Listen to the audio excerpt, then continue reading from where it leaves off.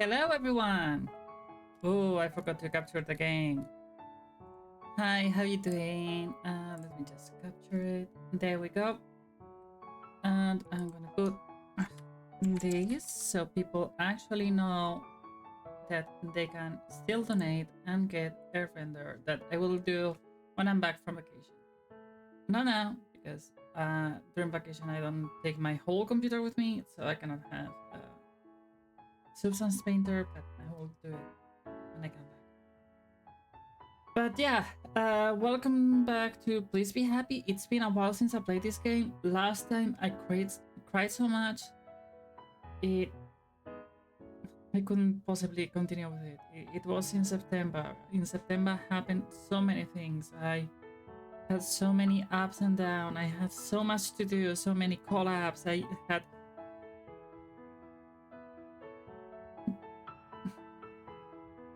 my heart's been a mess since then. And honestly, it's a while. And I kind of remember what I was doing. And I don't know if I'm prepared for this.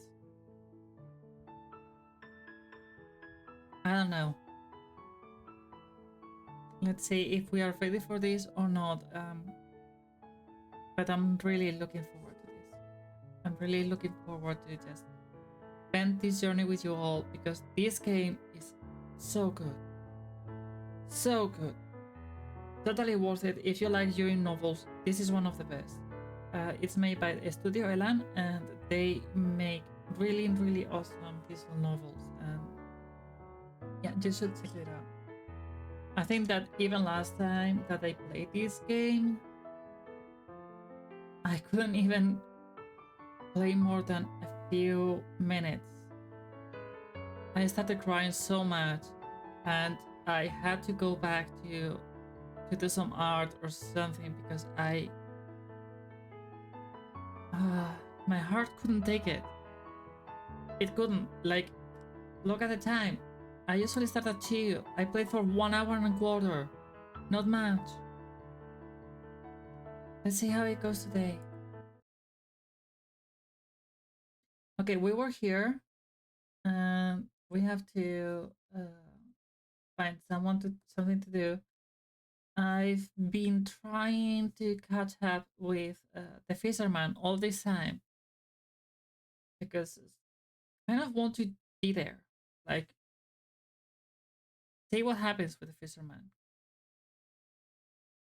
So I'm gonna just continue this in this game. On another game, I might do some other stuff, but as I don't have anything else to do, it makes sense that I just keep doing that.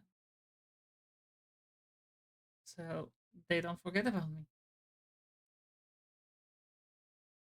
The view from the waterfront is really just the best on a clear day. I take a long refreshing seat and enjoy the seemingly endless expanse of water. Sometimes it's nice to just enjoy the sight of nature without any expectations. But my patience is rewarded with the sight of dolphins passing by. They're far away, just the smallest glimpses of those dolphins moving in a group, but they are unmistakably dolphins. Hi Ash, long time no see. How you doing, cutie? I whip my head around, and it doesn't seem like anyone near me has noticed them. But I guess nobody else is really staring out into the horizon either. What a nice surprise. Whole day to ourselves, finally! This has been one of the busiest weeks of my life. Oh, but for those that are new, they are gay. And they're in a relationship. And I love it. I love Aspen so much. And I love Miho so much. And I forgot to put up my Miho prop show. There we have Miho! We have a Miho plus.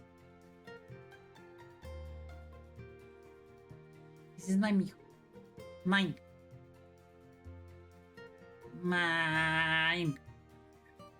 You cannot have it. This is just mine. For me. Mine too. But in a good way. Of course. The best way. Along with just each other in the library, Aspen glides her chair closer so she can kiss my cheek. Aww. What do you want to do today? The world is our oyster. Ooh. I'm gonna have a drinky drink. Monster. Oysters. Wanna get lunch? Hmm. We just finished breakfast. It's never too early to start thinking about lunch. Mijo. Laughing, Aspen stands up and offers me her hand. It's a little early for that, but I could do with some fresh air. Care to join me for a walk? Sure. I'll go anywhere you want. They are gay. Her hand squeezes mine as we step outside into the daylight. Everything feels different and new when I'm with Aspen now.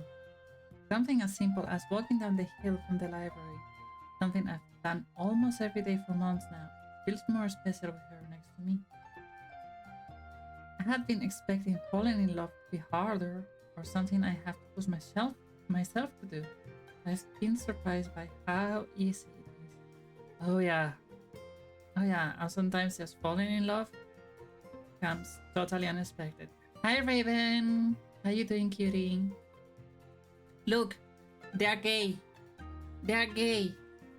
They are gay. Like a dam that had been holding back a river, since I let myself open up to the responsibility of being in love, the rest has come naturally. How you doing, cutie? Simply existing around her feels nice. I meant it when I said I'd go anywhere she wanted. It's been a while since I've seen the ocean. How about a walk to the waterfront? You're doing okay. I'm glad to hear. Sounds good. That's where the oysters are, after all. Mijo's talking. Not quite what I was thinking, but close enough. Let's see if I can remember how to get there.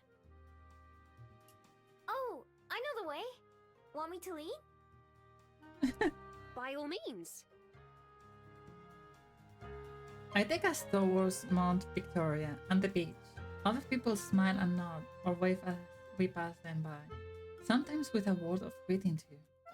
I can't believe you've only been here a fraction of the time I have, but you already know your way around so much better than I do. You watched me play this before? Ooh. And are you liking the story, Raven? I used a lot of that time to learn. Besides, navigating is second nature for me. I can do it without trying. I'm glad, because I'm not sure if I've ever mentioned, but I'm terrible with directions myself. Mijo is the best. Like, look at my Mijo. This is my Mijo. Mine. This is for me. Just mine. My Mijo. Mine. It's a good thing you offered to lead, because I was about to take us in the other direction. Oh, Aspen. That would have been fun too. Would have been a surprise for both of us. Yes, and for whatever poor person whose yard we wander into. Oh my. Hi, cool. Decay to crime. They're not doing crimes now. Mijo used to steal a lot, but they do be gay. They do kiss. And they're lovely. Don't worry. That's something else I'm good at. Not getting caught in people's yards. Mijo. Maybe I'd be better at it than navigating, at least. Do you ever miss it?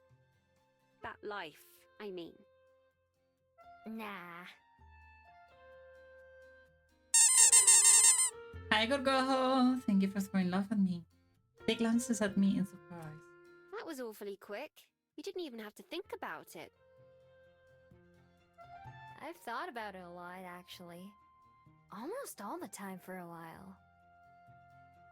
But even though there are things that I miss, there are too many things that I have now that I couldn't give up.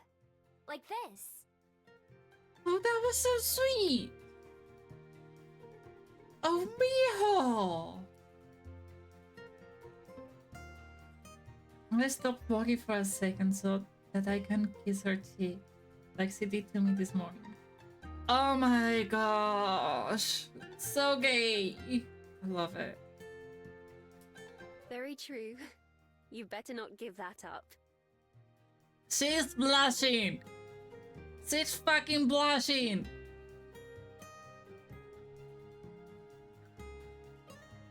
She's blushing harder than my girlfriend.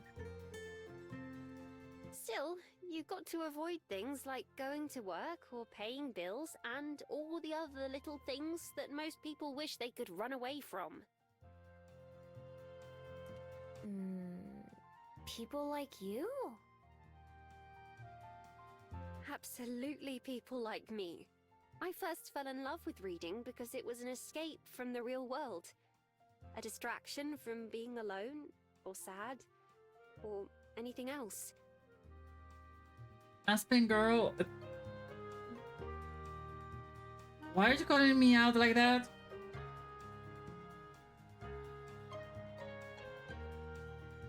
Because that was me in college. I would spend like hours reading. Like literally hours reading. I could devour a good book in 2 days. That and World of Warcraft.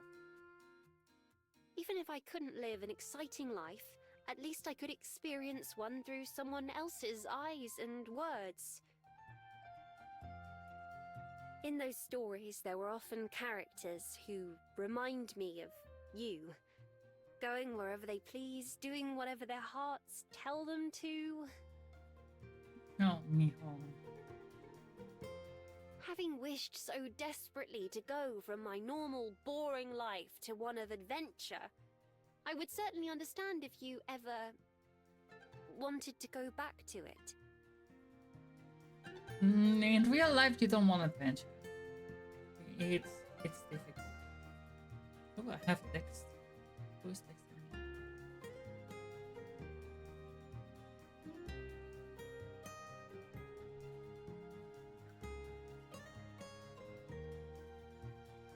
Ooh.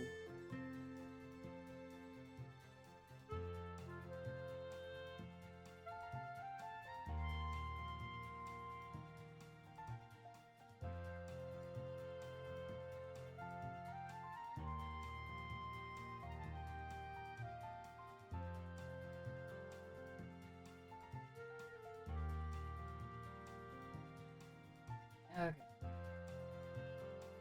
I shake my head. You've got it all wrong. Ooh? What you just said about going where I want or following my heart, I'm doing both of those things right now. Oh!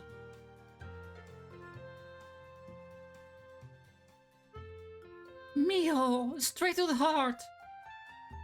Fuck, girl. We're not too far from the water, but we're even closer to Mount Victoria, looking up towards its top. I had an idea. Yeah, but that went straight to my heart. Didn't take any gay line. No, straight there, like fluff, like an arrow, directly there. And it is. Ooh. Oof. How's I doing? Looking at stuff. I have an idea. Oh, yeah, I have. Do you mind if we go up the mountain a little bit? I want to show you something.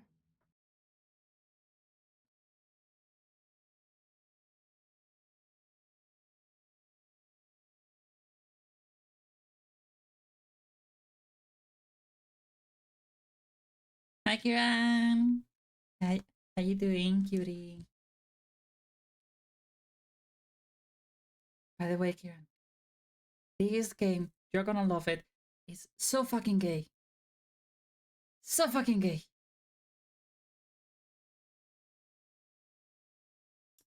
The mountain? I'm not exactly dressed for hiking, or built for it. You're resting. Good to hear. That's fine. It's not a hike. It's pretty easy to get to. Yeah, those two, Aspen and Miho, they're in a relationship. They are gay. They hold hands. They kiss. And they're just gay. All right, well, I'm up for it. Lead the way. Again. Hmm. We take the regular trail towards the top, but before we reach the summit, I lead us off the path. This way. She is taking Aspen to her den. She is fucking taking Aspen to her den. I can see the curiosity on Aspen's face as she doesn't question me. It'll be easy to just show her anyway. I fucking knew it! Okay, couldn't be you. Raven, you're fruitier than just a fruit salad. It's slower as a human than as a fox, but it doesn't take us long to reach our destination. Ta-da! Here we are. And this is... where? Home sweet home. Or at least it was. Oh, Raven, you're saying that you're straight? Is that what you're saying?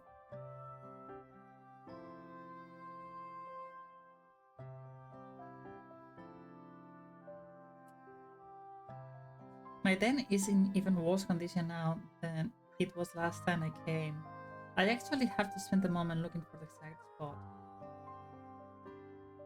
Raven is straight as an arrow? I think that Raven is straight as the spaghetti. It's straight until they get wet. Once I find it, I move aside some of the brush that's built up over the heap of mud. This was my den. I lived here until Juliet let me move into the library. I buried food that I stole in the ground to save it for later, so everything was at least a little dirty. And when it rained, my ceiling would turn into my floor.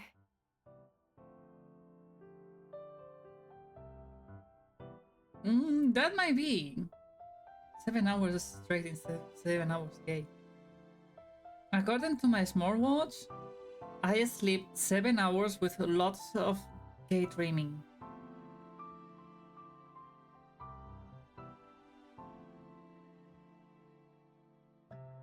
Still, it was one of the nicer dens I've made, if I do say so myself.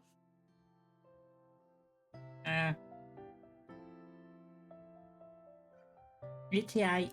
And I've made a lot of dens. But now that I've had my own bed, pillows and stuff, it'd be hard to sleep in a hole in the ground again.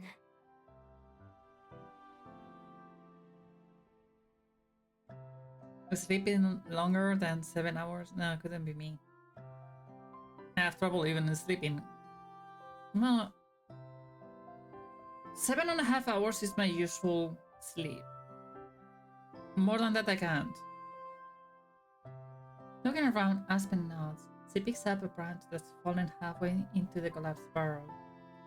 I do love what you've done with the place, though. Ceiling on the floor, or not. Imagine sleeping. Well, I sleep a lot because then I can just have all the dreams about just visiting the people I love, and it's nice. It's nice dreaming about that. Really nice. Well, if you ever need a break from your apartment. We both laugh, and I hope that Aspen believes me the same way that she feels about me. I feel about her. Oh, gay. She paces around a little bit, exploring the area. Not that there is much to see. Well, but eventually, she returns to my side.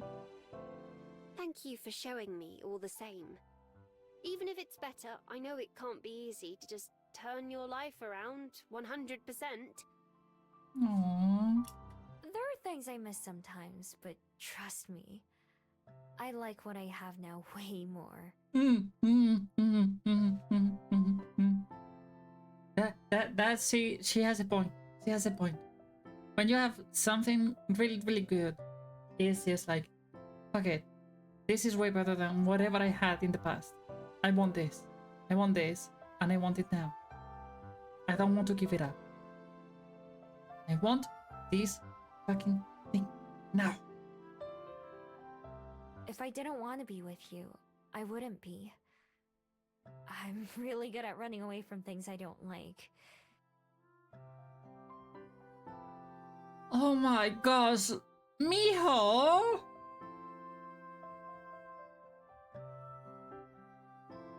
Ah, how can this game be so gay?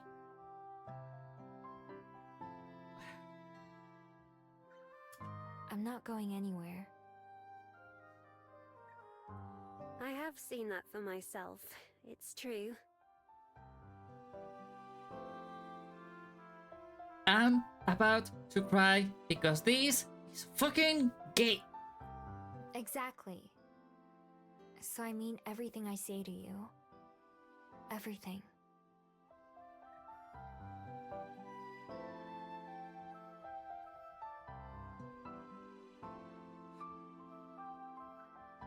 Sounds like every from anime plot.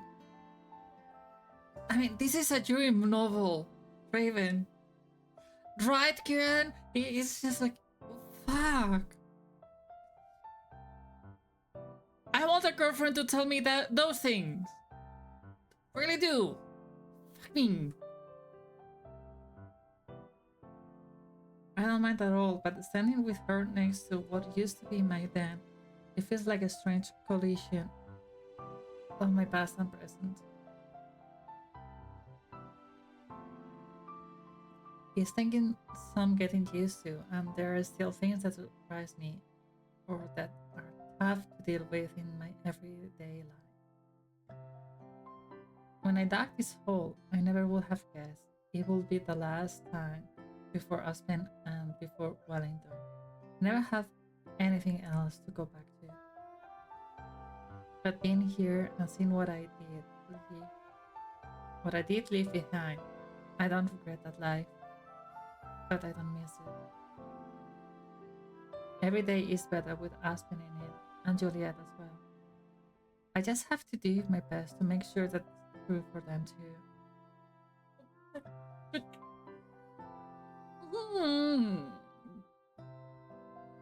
Gay. Judging by the way Aspen holds my hand and we go back down the mountain, and the way she laughs at all my dumb jokes, I feel like I'm doing an okay job so far.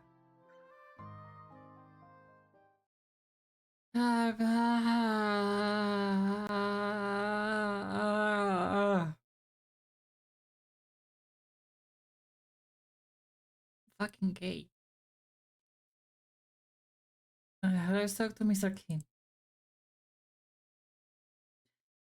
As evening rolls around, I walk down to the waterfront for a special treat. Treat? Treat? Both days so far that I've checked in with Mr. Kim, he's been enjoying some kind of delicious looking meal that his wife prepared. When I mentioned how I often miss Korean food, he promised to treat me to dinner tonight. Most of the times that I've gone to the fishing spot, it was with food on my mind. I wouldn't have expected this to be the first meal I actually get out of it.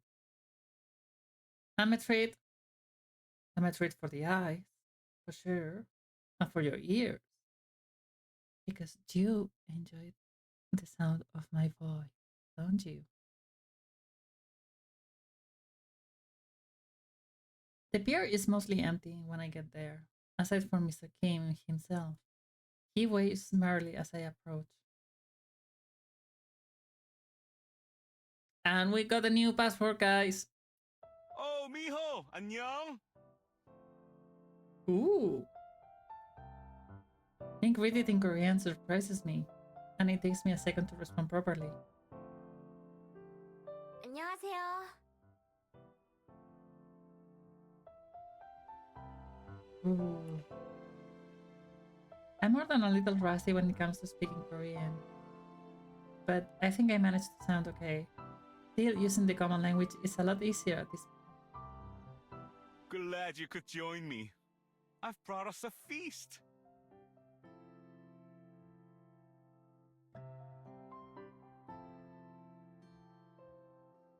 Raven, do you speak Korean?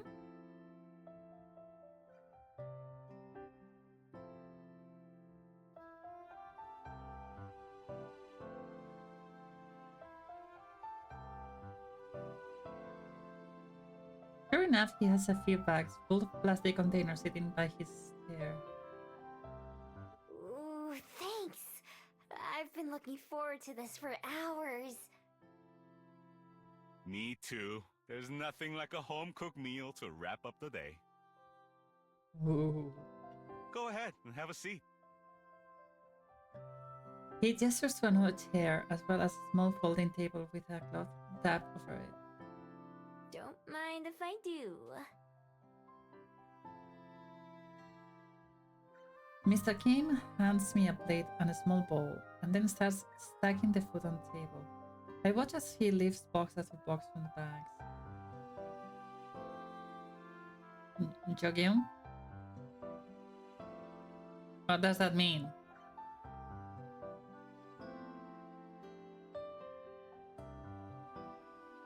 I don't speak Korean. I speak a little bit of Japanese, but not Korean.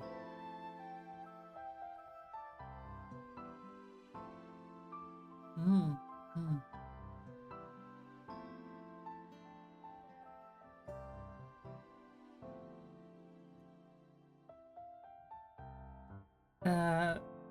Shit.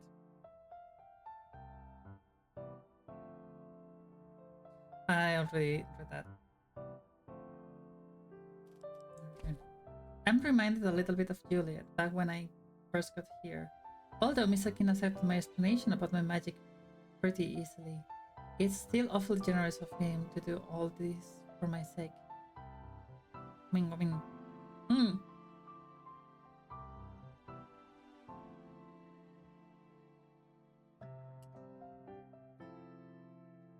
I'm definitely not complaining though. I can see kimchi and rice, plus a couple other things that I don't recognize or don't remember the name of. Masal looks delicious. Thanks for bringing it. I'll tell my wife. She's the one who did the cooking, and she says she hopes that it reminds you of home. Aww. When was the last time you visited Korea? Ooh. It's been a really long time. I don't even know how many years. No family back there? Nah, I don't have any. I didn't have any friends until I came to Wellington either. Aww. Ah, of course. But you do now, at least. We may go at different speeds, but eventually we all end up where we're meant to be. Hmm. Yeah, I never tried that hard before either. Now that I have a phone and stuff, it's a lot easier. Well, here's to new old friends then. Aww. He pours 2 cups of cold barley tea and hands me one. Then he reduces an even bigger thermos and carefully fills 2 bowls with its contents. The aroma of chicken and garlic hits my nose the moment he takes off the lid. It's been years since I've had it, but I still recognize that smell immediately. Is that samgyetang? Ooh. It sure is. The nose knows, doesn't it? Ooh. I don't know when the last time I had this was. The soup is made from boiling a chicken with ginseng, and there is sticky rice stuffed into the chicken. The last time I was in Korea, it was a special occasion whenever I was able to enjoy a bowl. It was a lot harder to steal compared to solid foods, so the only times I could have it were when I actually spent money to buy some. Oh, so that is exactly what I think of some of my mom's soup. When I was a kid, I tried several times to cook the same way my mom did, but you will never be as good as your parents. So whenever I went visit, my mom was like, "Okay, what do you want to eat?" And I was like, "I want this soup." She was like, "Really? You don't want something special?" It's like, I want it. I just want it." And see what made it for me.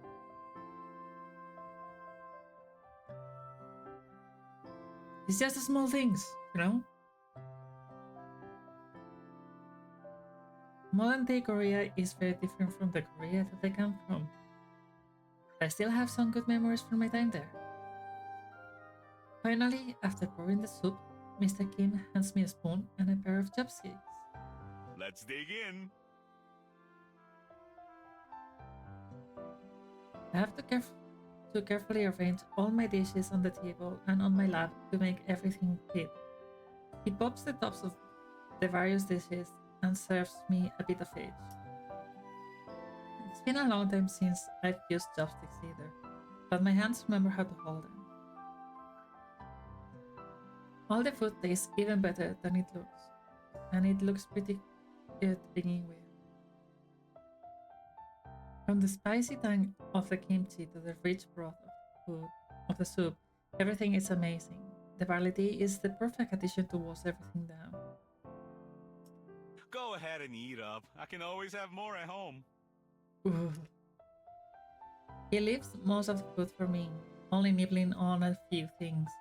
When all the containers are finally empty, I dig my chopsticks around to scrap up the last few bits and pieces. Oh, she's like me! That was so good. Thanks again. Of course, of course. It's always a pleasure to share dinner with a friend. Do you ever eat the fish that you catch? Sometimes. Or sometimes I'll go purchase some from the market. Ooh. Next time, I'll have to bring you some meontang. What's that? Yes, please. Mr. Kim chuckles, then slaps his knees and stands up. Well, it's about time for me to be heading home. Thanks for the company. Aww. Thanks for the meal. I help Mr. Kim bag up all the empty containers. He loads those into a basket on a bicycle and then, with one last wave, sets off on his ride. For a little bit longer, I stay on the pier and admire the sea, enjoying how pleasantly full I am. Then I start walking home as well.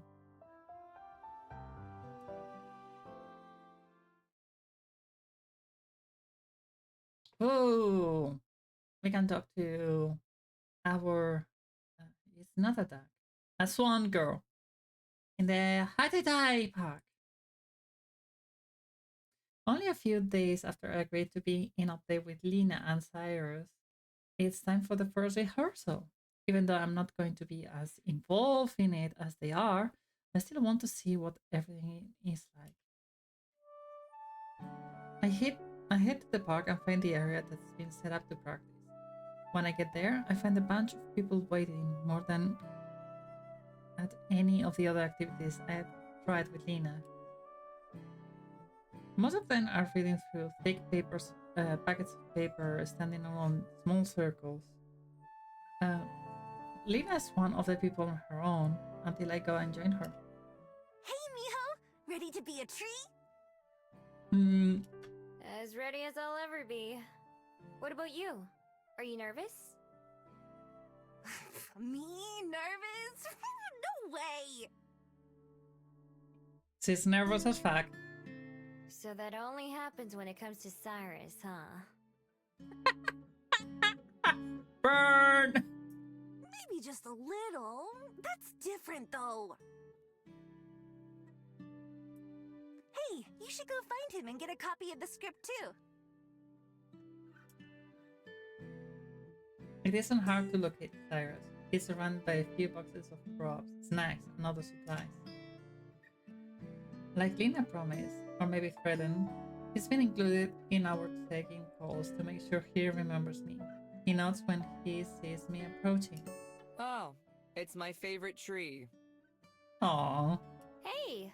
Lena said I should get a copy of the script. That's a pretty good idea. Let me find yours. What is it gonna be?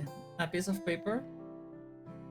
He digs through a bunch of copies of the script until he finds one with my name on it. Here you go. I marked all the parts where you'll be on stage. I flip through the pages.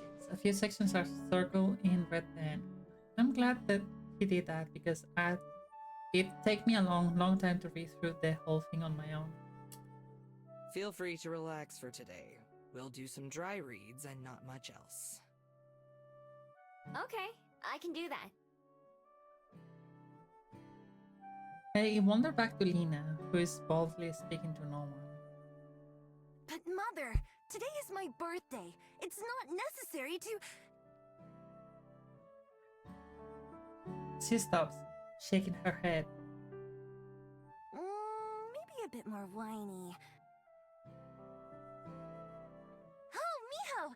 Tell me which one you think sounds better.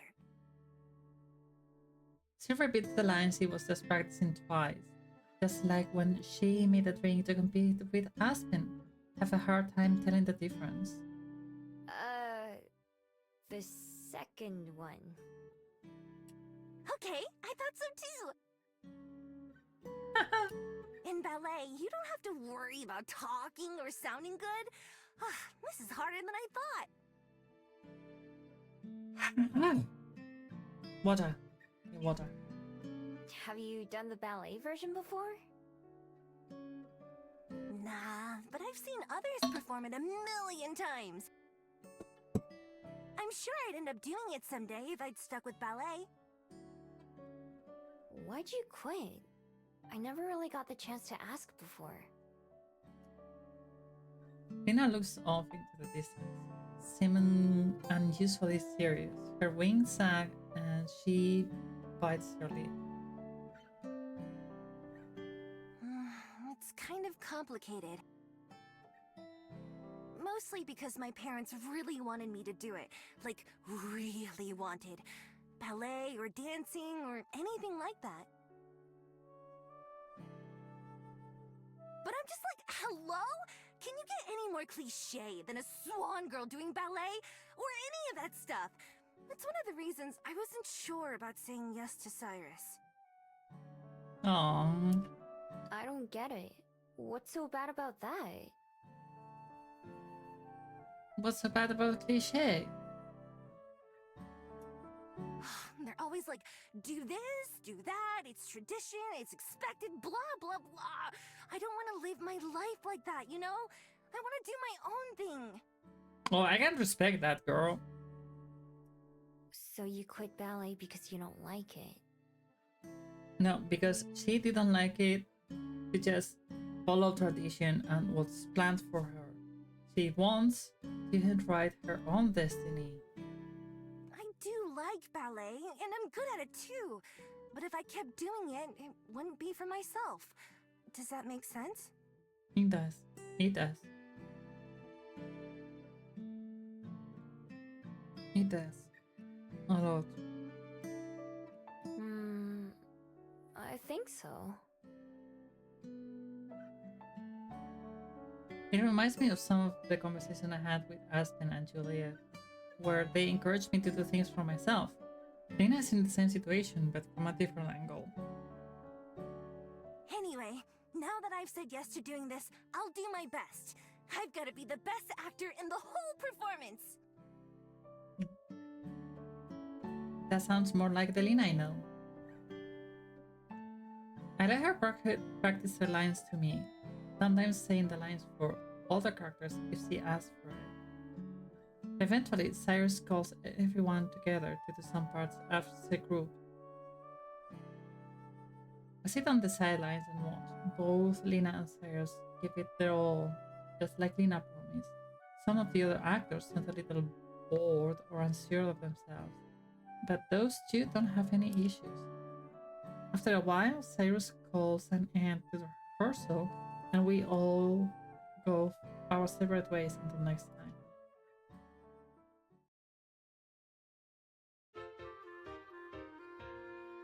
The first guests of the day are the school kids from last Friday. They enter one at a time, not struggling with the door this time. The girl I talked to before, Cello, comes over to the desk. Good morning, Ms. Miho. Morning! How'd your project go? We're still working on it. Some of us are. Some of us just want to wander around. It's not wandering if you have a destination. Around isn't a destination. They remind me of Lena and Aspen. Cello sighs and rubs her face. She must have to put up with this a lot. Well, that's why I wanted to come ask for Ms. Miho's advice again. Again? Yeah, have you met her before? What? She helped us just a couple days ago. Huh? Pip and Armand look at each other confused. Even with her back to me, I can tell Cello is too. I've gotten so used to my friends remembering me that I didn't even think of how weird it was for Cello to remember. As strange as it is, it just feels like another mystery instead of a life-changing event. Another question that I can answer. In other words, not worth dwelling on. I just shrug at Cello and smile, the same way I've seen Aspen do sometimes. It's fine. It's just a thing that happens. The young mermaid doesn't look totally convinced, but she nods all the same. I've also seen Aspen do that plenty of times too. Well, if it's fine with you, I had another question to ask. Okay? Ask away! Last time, you told me about your favorite place. Are there any other spots in Wellington that you like? Ooh. She looks back at her friends, who are both distracted by some of the library decorations. We're having trouble settling on a topic. Oh, I know! The girl Pipa hurries over to the desk. I didn't even think she was listening. Do you think you could show us around town? Pippa! That's a lot to ask, don't you think? Now all three of them are at mid-death. She can say no. She's working. She can't just get up and leave. Actually... There still aren't any other patrons yet. I don't think Juliet will mind as long as I come back. I can't spend all day. but I can show you a couple places. Really? Are you sure? Yep. Aww. All three of them look at each other, then grin in unison. The first place I take them to is the top of Mount Victoria. This was one of the first places I went to when I came to Wellington. It's so beautiful. Stella and Armand both stand at the railing, looking out at the city the same way I first did. I wonder if they are feeling any of the same things I did. Pippa is right behind them, with a notebook in one hand and a pencil in the other.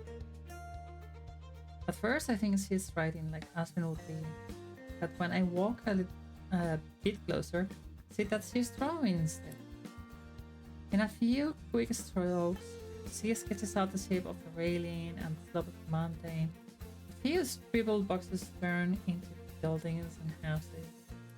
Ooh, you're really good. Pippa's head jerks up, surprised. Thanks! She's blushing! Like Hiram when I call them a good bean. Despite saying that, her face turns red and she snaps the book shut. Oh, look at this! Both Pippa and I turn to see Armand and Cello standing by the binoculars. Cello puts her eyes to them and then pulls back, frowning. I can't see anything. Oh, here. I fizz around in my pockets until I find a couple of coins and hand them to Armand. Thanks. He fits them to the machine and Cello's able to look around. Whoa. She pans slowly from side to side before letting Armand turn. He looks all over, bouncing the lenses up and down. Pippa, do you want to try? For a second she considers it, but then Pippa shakes her head. It's fine. Let's see something else. Next we walk down to the waterfront, where the market is. The sea is as blue as I've ever seen it. Oh, it would be nice to go for a swim. Maybe for some of us. Is there an ocean near where you guys are from? Oh no, but there's a giant lake and tons of canals. Cello spends basically all of her time in them.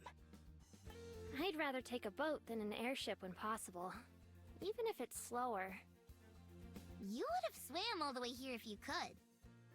So, there's just something about being on your own with the ocean, when you feel like you belong. Oh, I had that feeling a lot of times, just like being in the ocean or at the sea, and just being in the water, soaking in, feeling that everything is fine, that you're one with nature. Especially if you are in a naturist beach.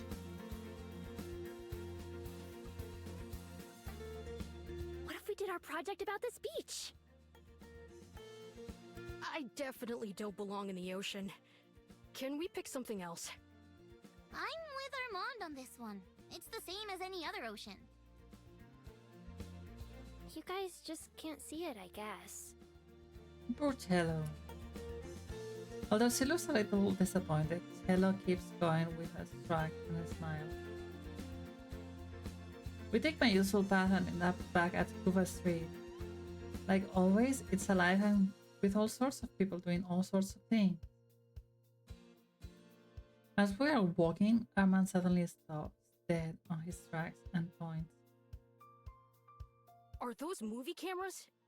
Are they filming something? Without waiting for an answer, he runs up towards a corner of the street that's fenced off. Huh. That fence wasn't here before. Armand comes to a stop against the fence and rubs his finger around one of the limbs. Sure enough, there is a whole crew of people operating cameras and other gear. Whoa! They really are making a movie. What do you think it'll be about?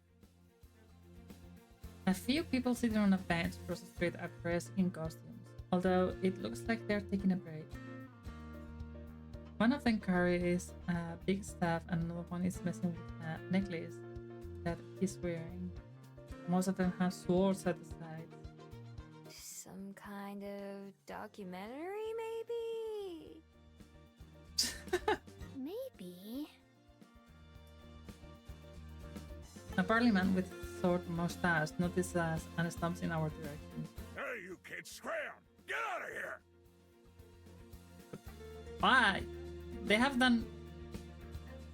done anything. But we were just...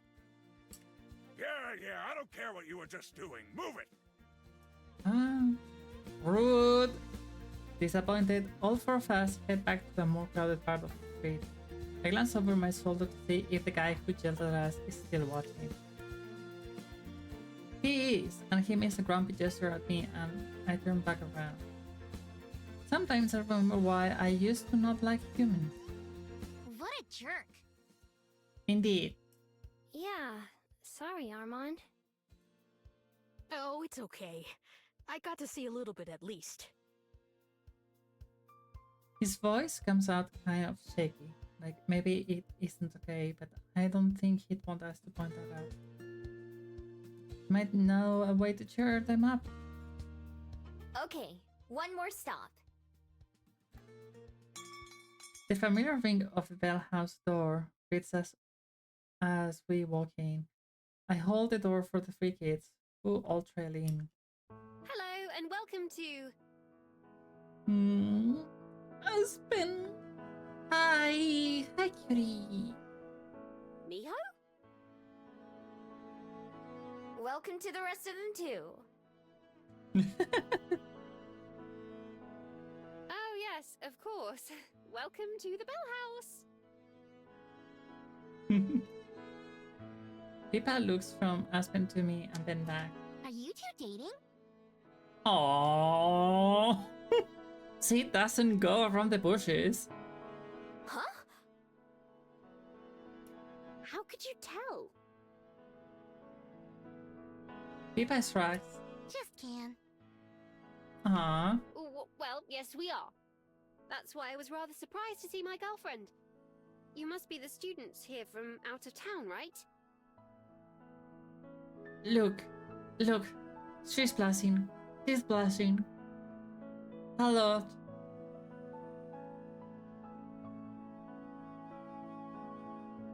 A lot. It reminds me of someone. Yes, that's right. You already knew about us? Hi, nurse. I'm doing alright. How are you? Are you excited for the holidays? Because in 2 days it's Christmas. 2 days. Oh, that reminds me. I need to send the Christmas cards. I heard a bit from Miho. Anyway, it's nice to meet you. What would you like to drink? It'll be on the house. Ooh. Means it's free. Pippa gives me a strange look. I know what it means.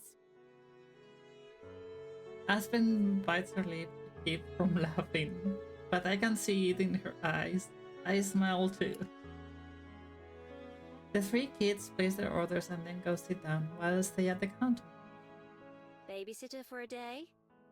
Aww. They wanted me to show them around town a little bit. I need to get back to the library soon, though. A guided tour of Wellington from Miho? Huh, how can I sign up?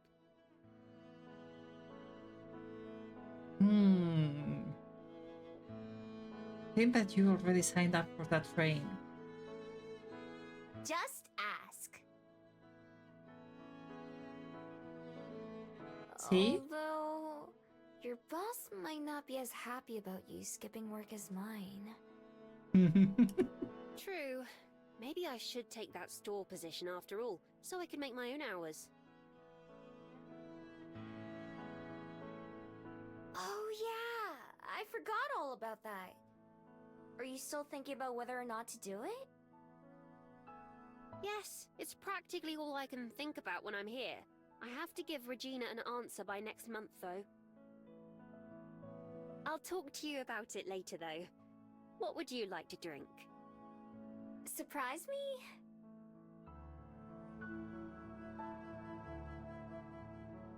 My girlfriend comes up with that. I would kiss her. That would be a surprise, wasn't it? All right. I'll be back in a bit. Okay. See you soon.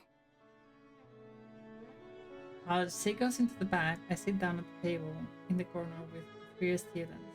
The cafe is fairly busy, with many of the tables populated by humans and people alike. Our area is relatively empty though. Pippa has her notebook in her lap and looks to be drawing again. Although she angles the book so no one can see it. Thanks for taking us around today, Miss Miho. Yeah, thank you. I'm sure we should be able to settle on a topic after this, right? Right? Right. They're not gonna settle on anything. Armand nods under Cello's withering glare. Right. Pippa, on the other hand, doesn't seem to notice. She's fully absorbed in whatever she's working on. Pippa? Did you have any ideas? No response. Sighing, Cello just rests her head on the table instead of trying to get Pippa's attention again. I still think we should just make it about the ocean. They don't care about you. You're the only one who cares. Pippa's kind of right, though. It's hard to make the ocean seem special. What about the movie crew? Just without that guy at the end. But would that really be showing Wellington itself?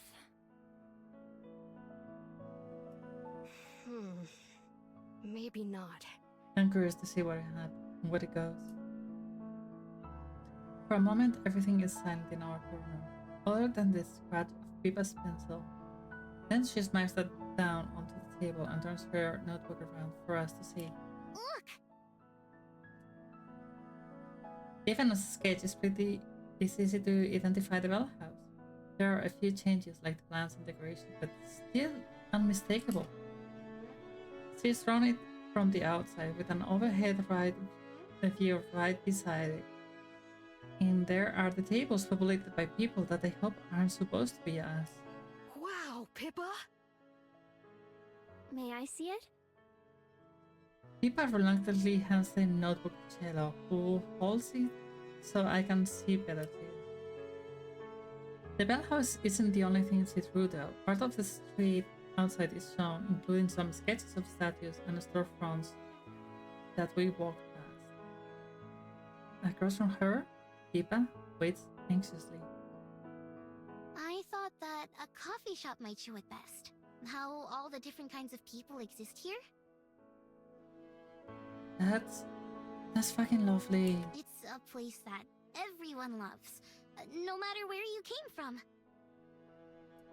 At least, that's what I was thinking. I think that's beautiful. Aww. Aspen's shoes click against the floor as she approaches us, the tray balanced on her hand. Stopping at our table, she picks up the first of the three drinks and hands it to Pippa. Sorry, I couldn't help but overhear. But I often think of the Bell House the same way. It's something I love about this place. Aww. In fact, I first met Miho here. Pippa's eyes go wide. Destiny? I've wondered the same. Cello sets the notebook down on the table before taking a sip of her drink. Her eyes light up when she does. Whoa, this is really good! Armand nods vigorously in agreement. I'm so glad you like them. Miho, I forgot your drink at the bar. Would you like to come get it? Oh, sure. Behind me, I'm pretty sure all three of the kids snicker amusedly.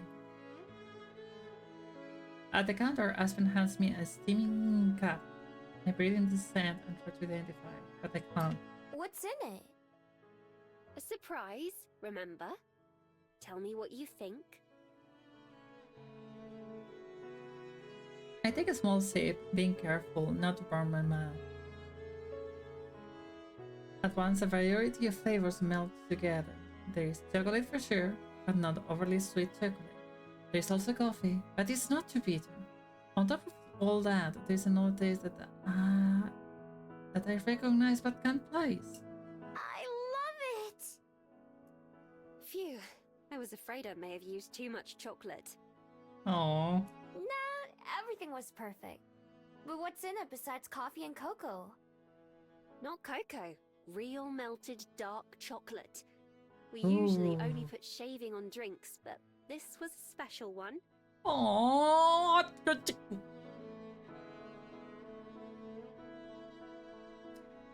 You see, guys, that's a curve. It's like, this is just for this use only, but you're special, so you get the special treatment. I want to smooch her. I want to smooch her. Can I smooch Aspen? The other flavor is lavender. Sometimes people don't like the flowery taste, but I thought you might enjoy it. Definitely. What's it called? I'll order it again for sure. It doesn't have a name yet, actually. I'll try to think of one. In the meantime, I'll write down the recipe so I don't forget. Do that. I take another sip as good as the first. May I try it? Of course. I pass the cup to Aspen, who stares at it for just a moment before pressing it to her lips. Wow, that is perfect. If I do say so myself. She takes another sip. Hey, don't drink it all. Jacqueline, Aspen returns the beverage. Sorry. I'll make my own on my break. Aww. Is that soon? Aww. Unfortunately not. In fact, I should get back to work before too long. If Lena catches me, I'll never hear the end of it. Literally. Yeah, she likes to talk. Alright. I won't keep distracting you then. I should get back to the library. Although... I look back at the kids, who are all hovering over Pippa's notebook as his kisses move. Ah!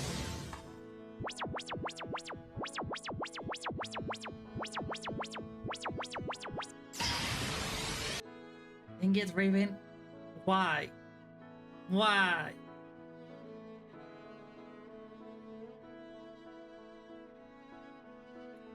It's fine, they can stay here. I don't think there'll be any trouble, and I'm sure it'll be easier for them to get back to their class.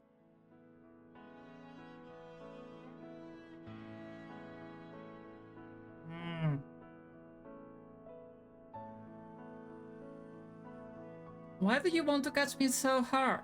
Huh? Huh? Why? You sure? Thanks. Of course. Talk to you later? Of course.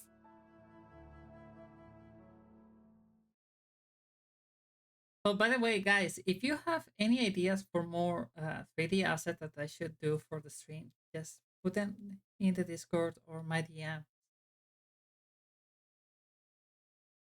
This time you could get Miho as well. I don't know if Miho is still in makeshift, but I have this plushie in real life at home,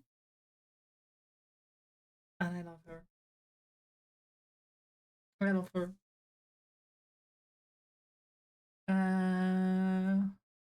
So there is no answer. I just go to the waterfront. Why not?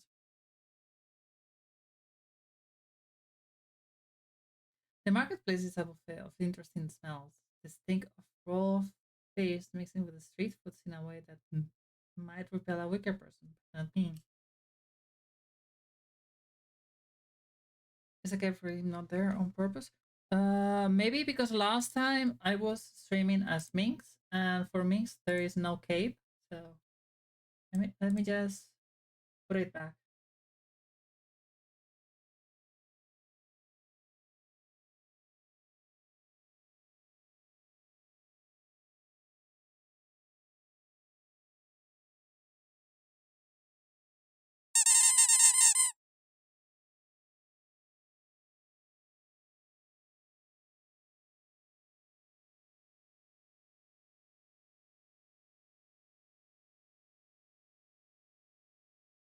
Hi Wolf, thank you for throwing love at me.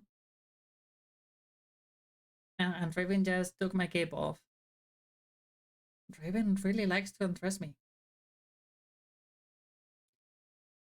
Why is it Raven? Why? Ah, get lost, bitch.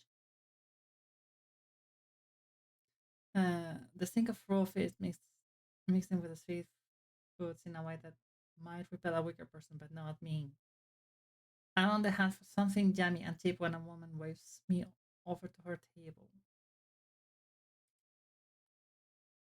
Free samples of our Korean corn dogs.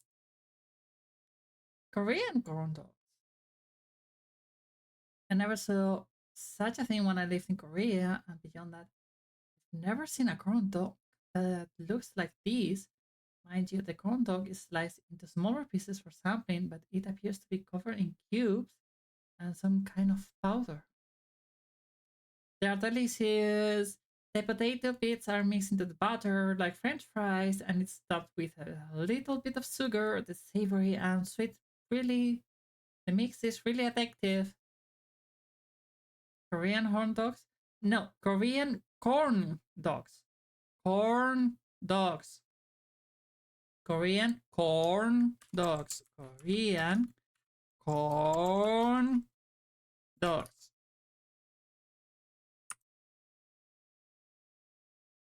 Huh. Far be it for me to turn my nose up at potatoes or sugar. I take one of the sample pieces and nibble at it, slow and careful at first, as I process the unconventional ingredients. Korean corn grizzlies? Mm, yeah, hot dogs. Got it.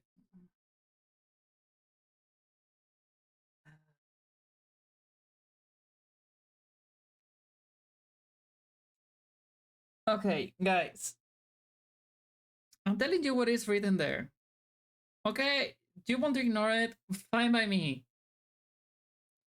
Even if you want to have Korean corn dicks, I don't care. You can have whatever you want.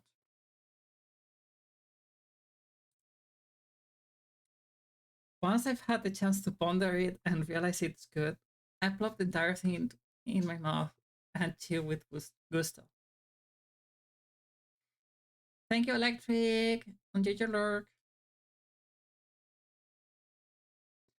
Good, right? Just for you, you can have one more sample, please. I know how hard it is just to take one bite. One bite. You always want more.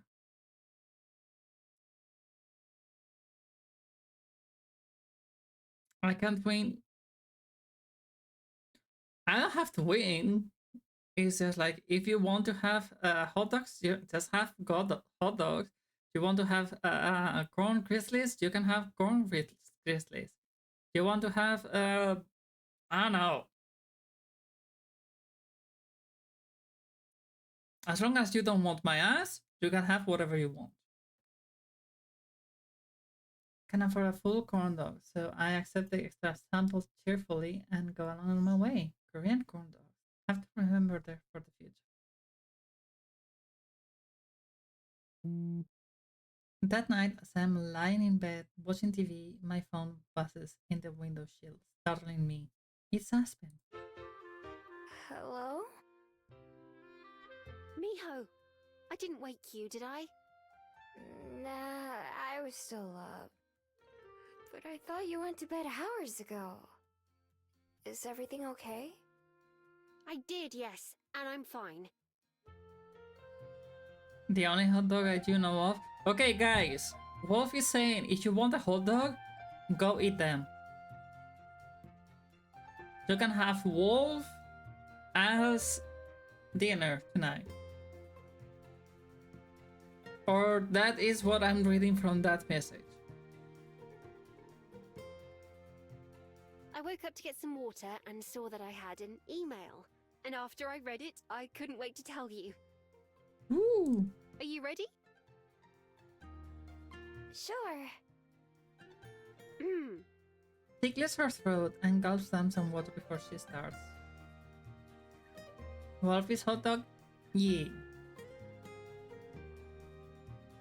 Dear Ms. Benoit, we've read your draft and we're very impressed with what we've seen so far. Ooh. At the moment, it's a couple steps away from being what we're looking for, but we'd like to fix that.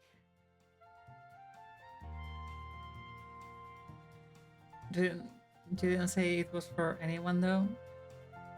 Joel starving? Nah, I'm fine. Don't worry.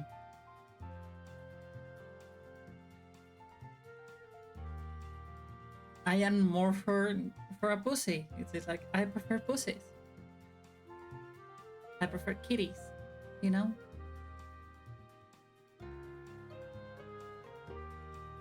Maybe that's the reason I made you all kitties.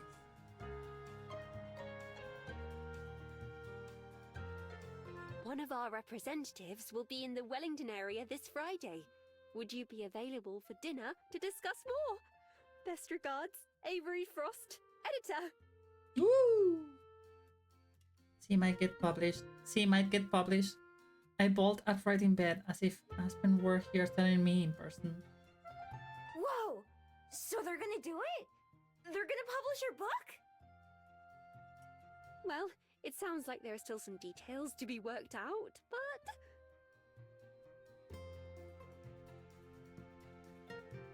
Do you mean can't be a lion too? I mean, you can be whatever you want, sweetheart. I'm not stopping you from that. Congratulations! It's a good thing Juliet doesn't sleep during the night. I can hear her laugh through the phone. I can't keep a grin off my own face. Thank you. Thank you. Wait a moment, I'm not dreaming, am I? Nope. Good. Lately I keep thinking that my life has been going far too well, and surely I'll have to wake up soon and find that none of it was real. Oh, I feel you, Aspen. I feel you. I feel you so good. Like lately, my life has been really, really interesting, and yeah, feels unreal. No way. Although, it sounds like maybe you should go back to bed. Probably. I'm not sure I'll be able to fall asleep again, though. Hi, Ghoul. How you doing, cutie? Kieran, can we have a shout out for Ghoul?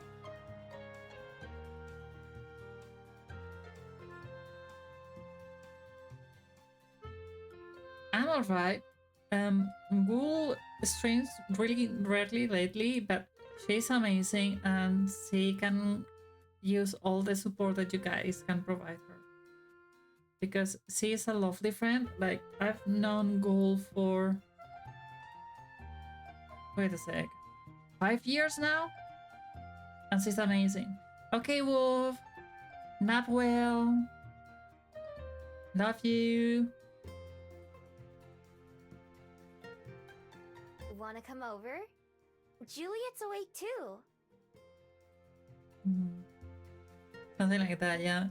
I mean, I've known you for almost the same time I knew Sapphire. Thank you, Wolf. And I was with the fire 3 years, then broke up, and that was almost 2 years ago. So yeah, 4 years and a half. I know Ghoul for 4 years and a half. Really good friend. Like, she has always been there when I needed her. She's always asking me if I'm doing okay. She's always just worried about me. She's amazing.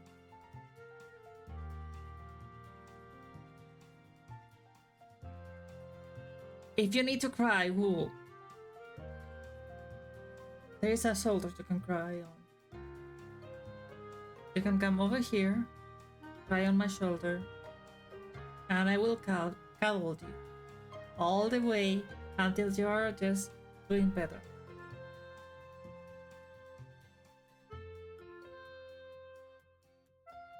Plus, this is a Yuri novel that made me cry, like, I don't know, 7 times already.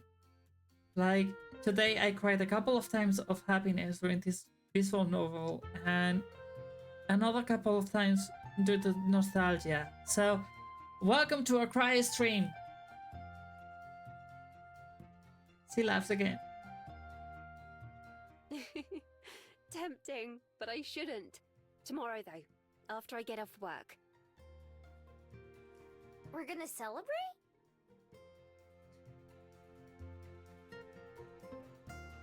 I just put really cute makeup on. I don't wanna. Oh! I wanna see the makeup. If you're okay sharing a picture with me, it'd be nice. If not, it's okay. We all cry here.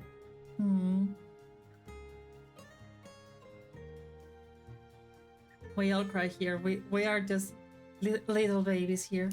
Damn right we are. Let's go somewhere, just the two of us. Ooh. Wait. Is this a... That's not a Hamtaro plushie, is it? That looks like a... some kind of box? I don't know. Sure. Like where? Dunno. Figure it out when we get there. Ooh. Of course. See you at breakfast then? Mm-hmm. Aspen Jones, cousin meets John too. Alright, John! I get the message. Good night, Miho. Ah! I love you. Oh. She said it! I love you too. Good night. These girls are gay, and I love it. Okay, I want to see the makeup. I want to see the makeup. Let's see the makeup. Let's see the makeup. Oh!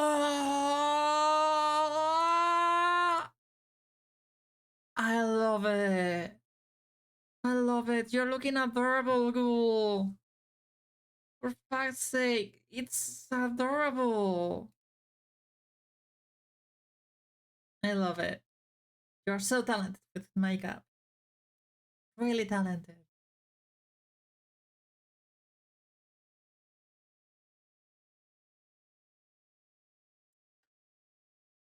It's one of the cutest makeups that I've seen in a very long time. I love it. Settling back down into bed, I can't keep a smile off my face, even as my eyes get heavier. If anyone deserves some good news, it's Aspen. So I'm glad she can stop worrying so much now.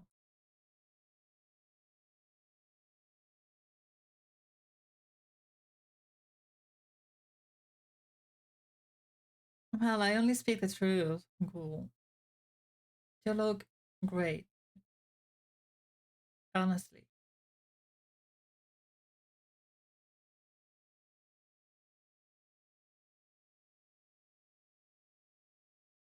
I cannot go to the waterfront. Let's visit the Fell House. Why not? I did a thing with where I didn't know what I wanted to order, so I absent-mindedly order something I didn't actually want. I'm sitting here with a black coffee that's way more than I bargained for. I mean, it's good quality coffee. It's just. Oh, wait, duh, I can get myself sugar and creamer from the little counter with the napkins downstairs. It just gets rearranged so often I forget those are there. Let's see how much sugar and cream is the right amount. One each? Blah, still so bitter. Let's try one more. Nope, not enough. Let's put 5 more. While I'm here, I might as well keep some sugar spoons in my pocket since they are free. I think I catch an employee staring at me. She's probably thinking about what a good idea this is. My coffee is so yummy now. I'm a genius. It's even more gorgeous than I remember. Who, you? Yes, you are. But that was 7 sugar and 7 cream. That's a lot. That's a lot. Even when I was just drinking cream and such, 1 cream and 1 sugar was enough for me. Now that I don't drink regular milk, I put a little bit of just almond milk, and that's enough. Like, I usually take my coffee flat white or even black. Depends. The grand entrance of the Botanic Garden is pretty impressive, decorated with flowers and trees and more. It's even closer to the wild environment than Mount Victoria's forests are. Of course, last time I was rather distracted by the circumstances. Is that why you want to come back? Yes, this time. I intend to enjoy it to its fullest.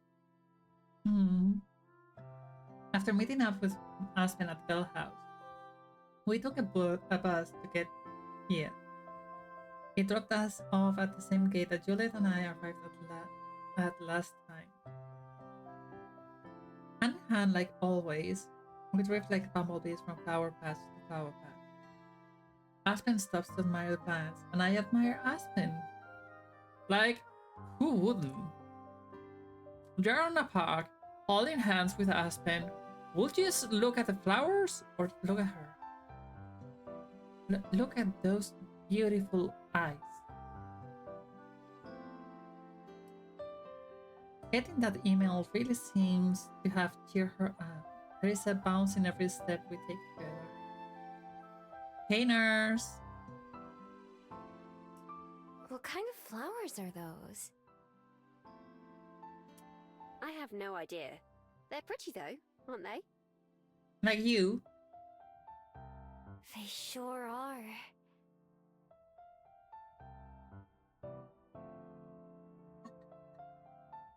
Like a flower. When I saw Aspen for the first time all those months ago, I thought she was pretty. But the color petals at our feet can't actually compare to her. Oh, these writers, god damn it. That rainy day in the library, she didn't even know I was there. I never could have imagined how our lives would intertwine from then on. But it's everything we've been through since then, all the things I've come to learn and know about her that make her beautiful. We've both talked about that day and everything after a lot. Still, I don't get tired of thinking of or hearing about it. Every day just makes me appreciate her more. Turning away from the flowers, Aspen sees me looking at her and tilts her head. What are you smiling about all of a sudden? You!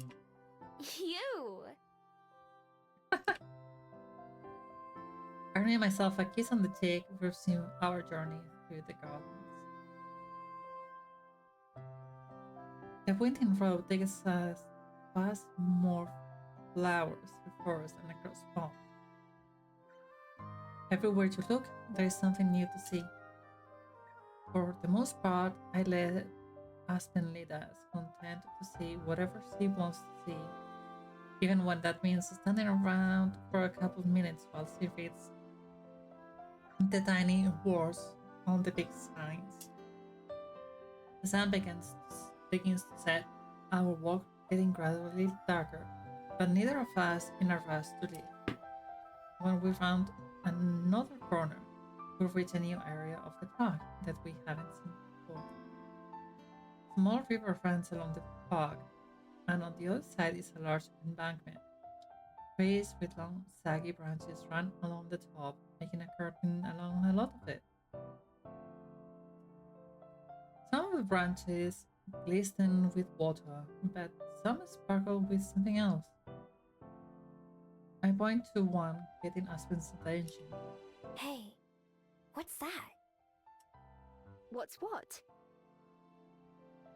She folds my line upside, and then her eyes lighten up when she sees it.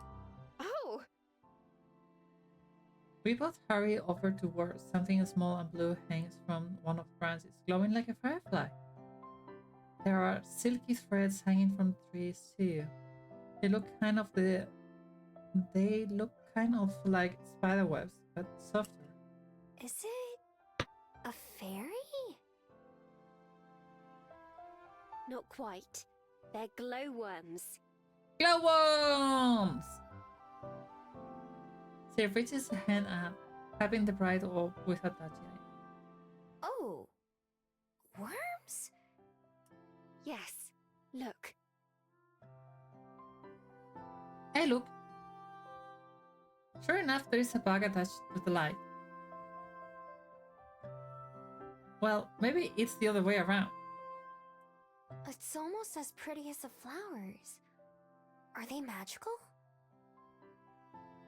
No, just unique. Wellington is somewhat famous for them, in fact. There should be more nearby. Shall we look for them? Aww. Sure. Let's go. We follow the embankment, peering among the trees and there for another glimpse of light.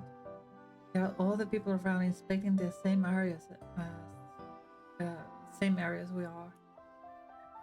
We spot a couple isolated bags, all alone like the first one we encountered, but for a while that seems to be it. However, as the night begins to set in and the sun disappears behind the hills, that starts to change. Before our eyes, lights gradually appear as more and more glowworms take their place, like candles being lit in the dark. The blue-green weapon almost seems to hover in mid-air apart, since we can't see the trees themselves as easily. Finally, we come to a part of the ridge that brings us both to a halt.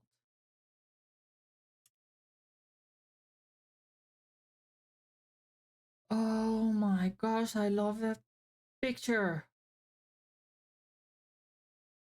I love it. A big willow tree drops down, making a web of its own out of branches that even reach past other nearby trees. Oh my gosh. Adi, you did a great job. Fuck.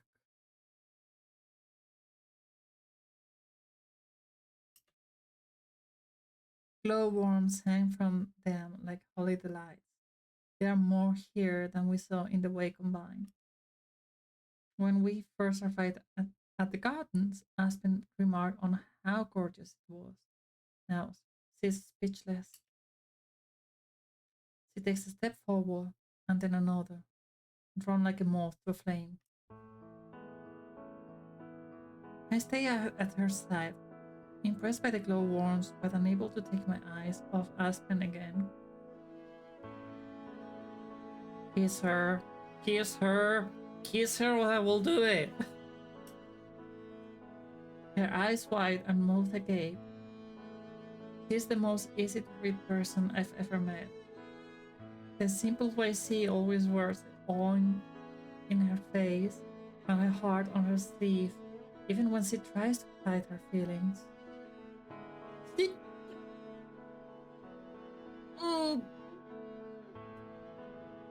To me, that's another thing to love about her.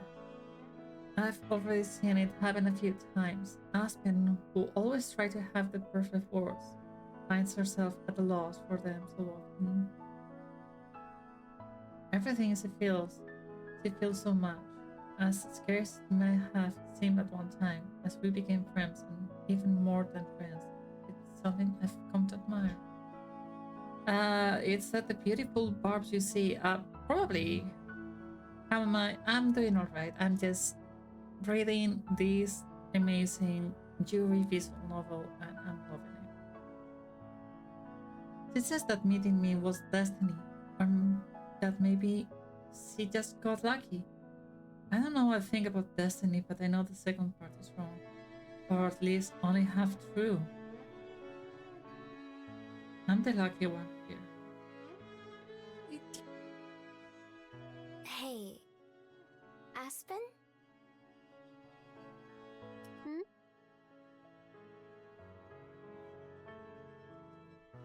That was what I was talking about, Miro. Still in trance, she turned her head to face me and I leaned forward to kiss her.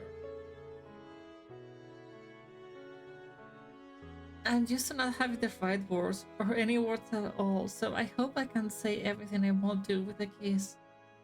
It's just that.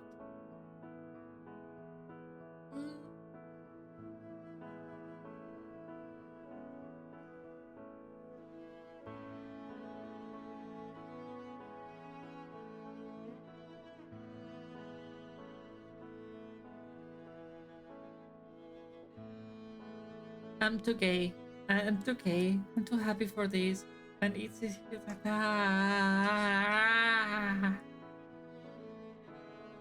Her eyes flutter shut behind her glasses. She smells faintly of coffee and flour.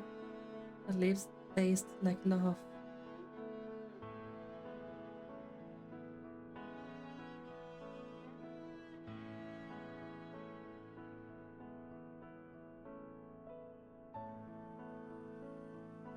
Kieran, don't laugh too hard. I will make you blush, with no effort at all, and you know I will. I even made Gorgoho blush. See? I hope she knows just how much she's made my life better. Just by existing, just by being here. Oh, my heart!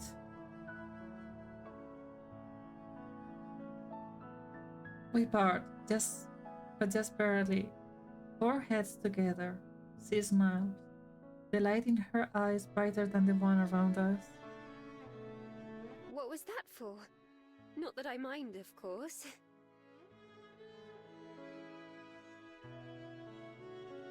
Just because. I was thinking about how lucky I am to be able to do that. Gay! I see. In that case... She kisses me again. Just because? Because I love you. And so you'll keep doing that?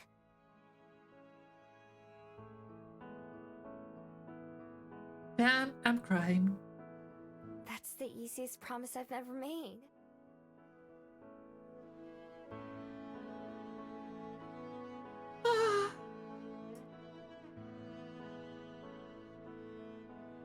Eventually, we walk away, letting some of the other searchers enjoy that spot. We follow the winding path through the garden some more, taking our time and stopping to admire anything that catches our eyes. There are plenty of those, not just the flowers and trees, but the lamp-lit pathways and the streams too.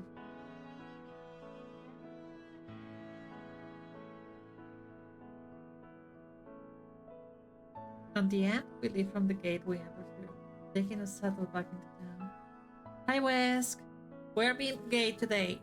Really gay. Like, really, really gay.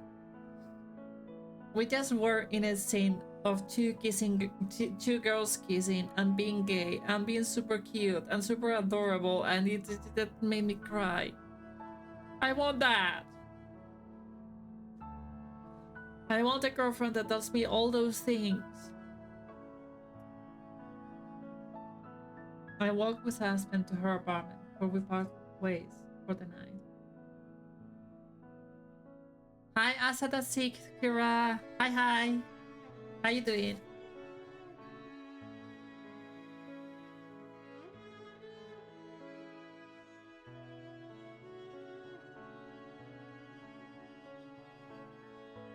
Oh, his game, for fuck's sake.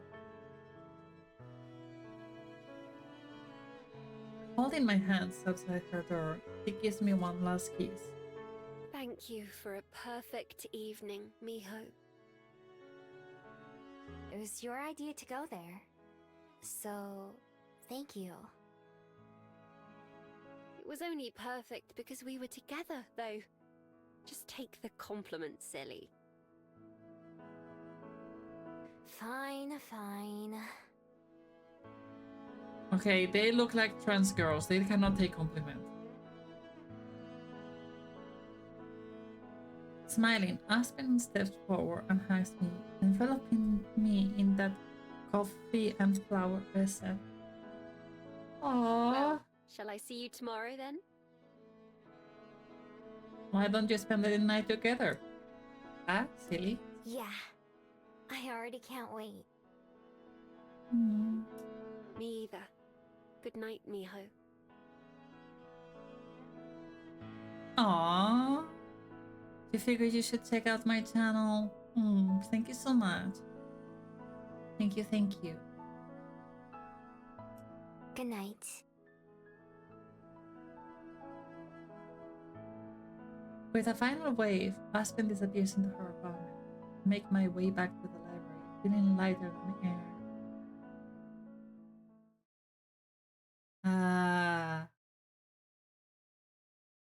I'm so gay. Home. I've only been home for a little bit when I decide to step out into the night again. My last encounter with Silver didn't go so well, but it hasn't made me any less determined to talk to her. It's not just because of my magic and what she might be able to tell me about it. It is because I also want to help her. Not that I can't tell her that outright, but every passing day that I spend with Aspen or with Juliet makes me more confident in my decision to stay around Wellington. While I don't expect things to go exactly the same way for Silver as they did for me, I hope that maybe someday he'll want to change too. Making my way to Mount Victoria doesn't take very long, and just like last time, I change forms and search for Silver's essence, locking on and following it through the forest. I eventually find her in her two-legged form, sitting on a log with her back to me. For some reason, I'm surprised. I just assumed she spent most of her time as a fox. I change forms myself somehow. I don't think she's noticed me yet. I'm not sure if I should call out to get her attention or what. I don't think she'd like being surprised, but there probably isn't any chance she'd be excited to see me regardless. Taking a step, I have my decision made for me. The snap of a branch under my foot gives me away. Damn it. Sure enough, Silver spins around, her eyes going from shock to annoyance when she sees me. She leaps to her feet in a fluid motion while I hold up my empty hands to show I'm not a threat. Stupid dog. Learn to obey when you're given a command. I told you not to come back here. Well, she's not a dog, she's a fox. Oops. Guess I must not have heard that part. I didn't bother to make a plan for how to convince her to talk to me, since she has a tendency to mess up any plans I try. She snorts in derision and transforms, and she turns back away from me. In a flash, she's taken off. Not this time. I change forms and run off after her. She's tricky, not just fast, she also darts back and forth, waving around trees as she tries to get away. I don't let her, instead keeping her in my sights even though he manages to stay ahead. The forested area isn't very big, but see it backtracks so much that it feels huge. If we were in our other forms, I'm sure she'd be shouting taunts at me. Or obscenities. Then it's gravely silent other than the soft sound of our paws on the leaves and moss. Silva eventually gives up on trying to confuse me and instead puts on a burst of speed, pulling further and further away from me. Why is she so determined to run away? And why am I so determined to catch her? The first part isn't that to answer because running away is easy. I understand, because until recently, that was exactly what I would that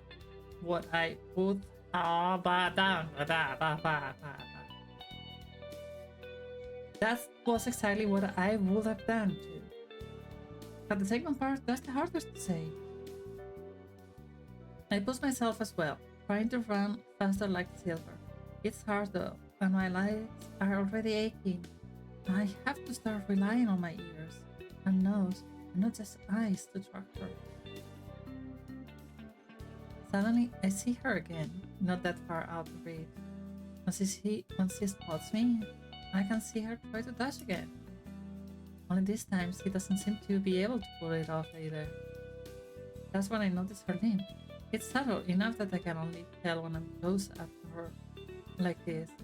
But one of her back legs is definitely giving her trouble and it's starting to slow her down. When it becomes clear I'm going to catch her, she abruptly halts, transforming back in a flash. I scramble to bring myself to a stop and then change to almost collapsing backwards onto the ground. My lungs feel like they are on fire, but they stay on my feet. Silver doesn't move, her back is still to me, even as I see her chest leave while she catches breath. She clenches a fist, illuminated by the light from her beak. Why? Why won't you leave me alone? I've told you to stay away. Aren't dogs supposed to be good at listening? Mm, no, no, dogs aren't good at listening. They're good at bitching, that's for sure. I ignore her. I couldn't give her answers. She'd accept anyway. Why are you limping? Did you hurt your leg? Dogs don't listen. Mm, I have the feeling that wolves either. Silence. Not that I was expecting an answer myself. But then, slowly, her fingers uncurl. No, someone else did. Why do you care? For the first time, there's less of a sharp edge to her words. For once, it sounds like a genuine question. Because you exist, I guess. I've never met another Gumiho, but I feel like I know you. At least a little bit. We probably have more in common than you think. Or admit. Pathetic. I don't know if she's talking about me or not. Finally, she looks up and glares at me, staring right into my eye. I'm not sure how I want to come across to her friendly, trustworthy, brave. Whatever we do have in common is also a total mystery. Even at my most alone, I was never as well as she is. Fine then, I'll tell you. Listen well, dog. I won't repeat myself. Holding her arms, Silver turns her back on me and looks up at the stars. The forest I called home belonged to man, as all forests do in their minds. Every day, to live was to be in fear of their cruel weapons that could tear you apart before you ever saw them. All creatures of the forest are prey to sate man's hunger for violence. I learned to run, for there was no other choice but death. To hide from their stinking horses and craven hounds. Survive. Yet, for all my running and for all my fear, one day, I too found myself fleeing for my life, slabbering beasts at my heels. There was a crack as one of their weapons rang out, finding its mark in my leg. Despite the pain, I kept running for as long as I could before collapsing into the bush. I knew I was going to die, and there was nothing I could do about it. Nothing but quiver and dread, useless and pathetic. I thought I would choke on the fear. Instead, as the first of the hunters arrived, sadistic pleasure in their eyes, the pain in my throat became something else. In that moment, it transformed me. I was more than a pitiful fox. I became something greater, something powerful. In a flash, the fear came for them instead. They screamed the same way we foxes do, in agony and terror. The Ooh. pain I felt was nothing compared to the euphoria of strength. It served me greater than fear had. And it was not only my blood that nurtured the forest that day. No, fuck them. Kill all the poachers you can.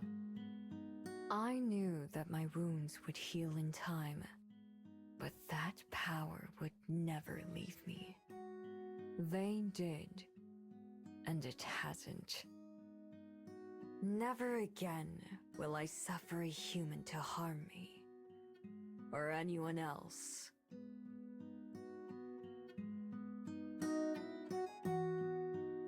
Leaning back around, her eyes shine in the moonlight. Never again. I told you before that we are nothing alike. She's wrong. I can see myself reflected in her harsh gaze. I could have been hurt so easily. Well, what is it, dog? Have you finally learned to hold your tongue? Something about her finality, something in her words makes sense. The way she tells me so much, even as she tells me to leave. The way she keeps asking for my thoughts. She desperately wants me to respond. I'm sorry. All of that stuff that happened to you is terrible. I can see why you hate humans so much. Her eyes widen, then instantly narrow. Oh, has a thought dared to enter that empty head of yours? Barb is so snappy. I want to fight her. Yeah. I'd probably hate humans too if I'd gone through what you did. Even though I didn't, I still spent most of my life trying to avoid them. And everyone else. Everyone but one person. Ah. I pause, waiting for her to interrupt me, but she doesn't. That's a good sign, right? I also got my leg hurt by humans back then. Back when I was a fox, I stepped on one of their traps and couldn't get out. I also thought I was gonna die. But instead, my person set me free. Even though they weren't my person yet. And they put a bandage on my leg and helped it get better. I'd probably still have a limp today if they hadn't. Aww. Silver Scott. That doesn't interject. Until I came here and met Aspen and Juliet, I thought my person was the only one worth knowing, human or not. I didn't want them to talk to me either. But now, I'm glad they did. I searched her face, trying to get a glimpse of what she might be thinking or feeling, but her expression is as stony as ever. I could keep going, but I'm not sure if it would be a good idea or not. I'm probably already wearing on her patience. Hmm. I'm gonna save. I'm gonna save.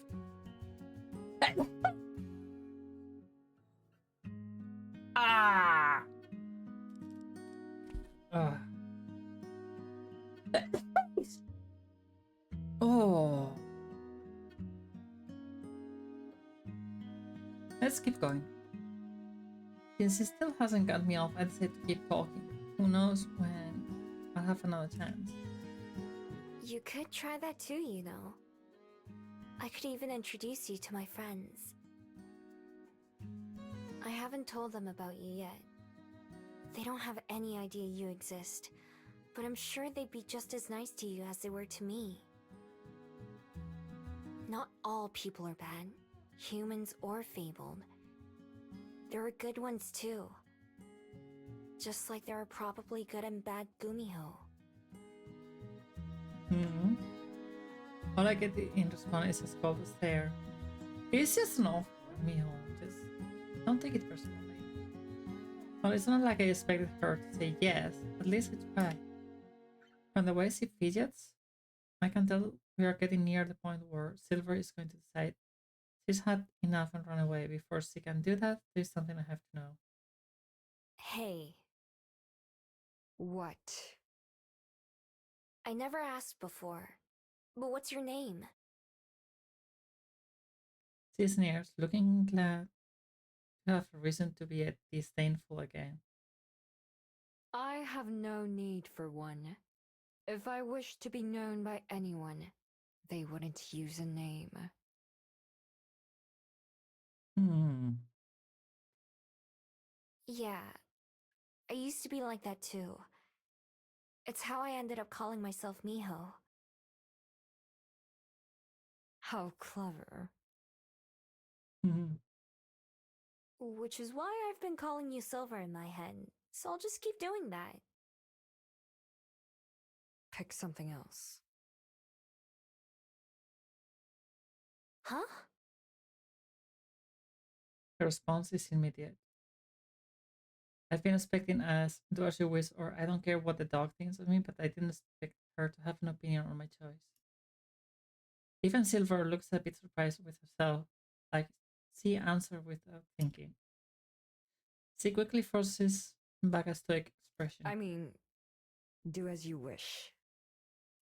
If you tell me something else to call you, I will. I don't care what a dog thinks of me. Nose in the air, she turns away from me and transforms, bounding off into the shadows like always. This time, I don't try to follow her. She always has to make a show of how little she cares. It took me until tonight to understand that that means she cares a lot. As for detached, as disinterested as she tries to appear, there is still weakness in her armor. I love bad girls. Oh, then you don't love me, Raven.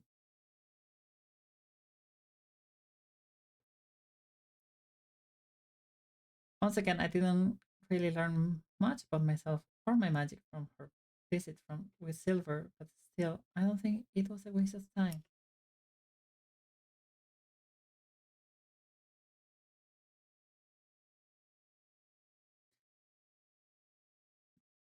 Are you a bad girl? As I said, I don't think you love me because I am not a bad girl. At breakfast the next morning, I'm still thinking about Silver and her story, and about how much it has in common with mine. I only have listened as Juliet and Aspen talk about the book they've both been reading. It's nice to just watch them enjoy being around each other. It's so easy to miss that when you're not looking for it. Of course, you can still miss out on other things. It takes me a moment to realize that Aspen is trying to get my attention. Mio!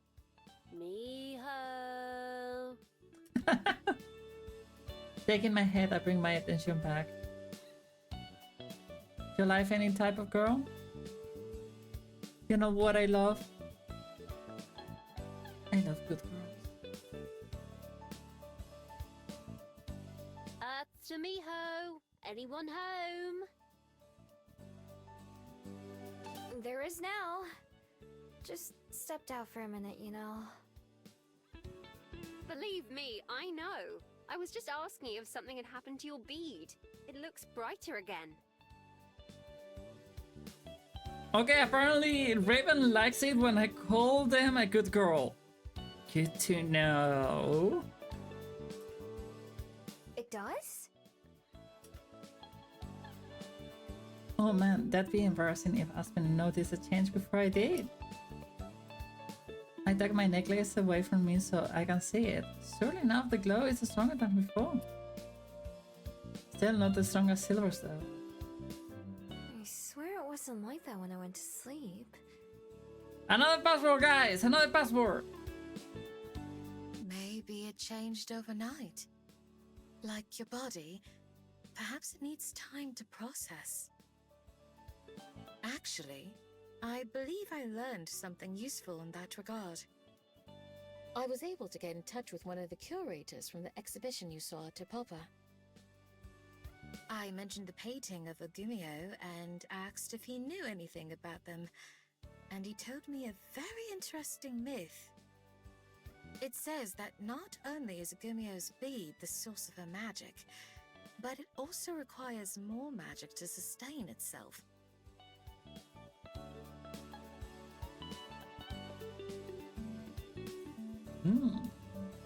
Interesting.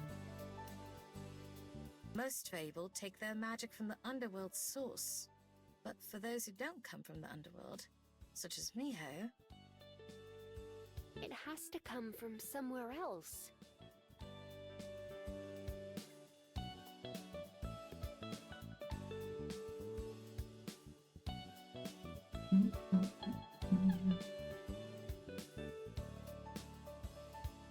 You thought I'd say good boys, but you'll take it. You hear what you want to hear, don't you? Because honestly, if I called you good boy, it's different if I called you good girl, doesn't it? I can also call you a good bean if you prefer me to. right. We're all quiet for a moment, and we all come to what I'm sure it's the same conclusion. The memories. Yes, I believe so. Every time someone forgets about you, I believe your bead retains that memory as a sort of power.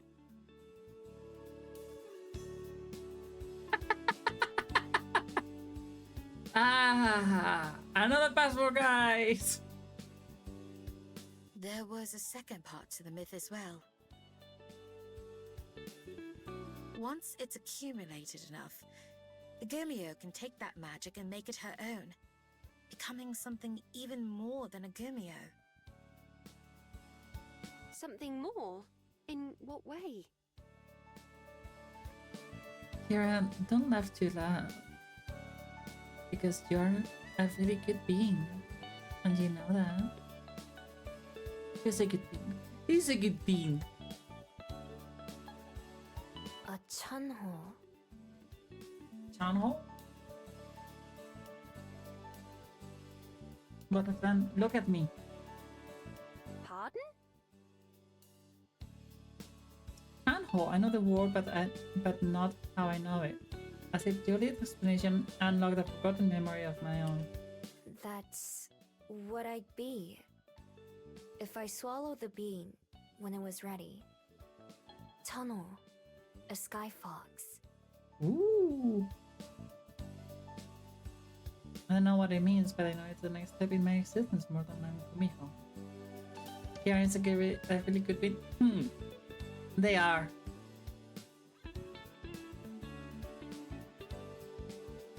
If you swallowed it, I suppose that makes sense, but it hardly sounds pleasant.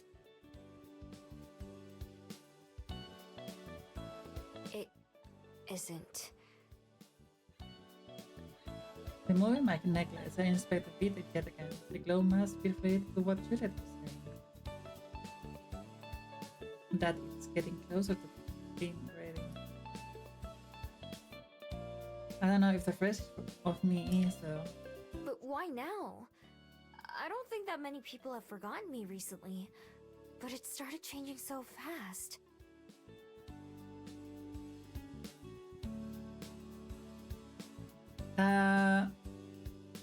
Not that kind of swallow, Raven.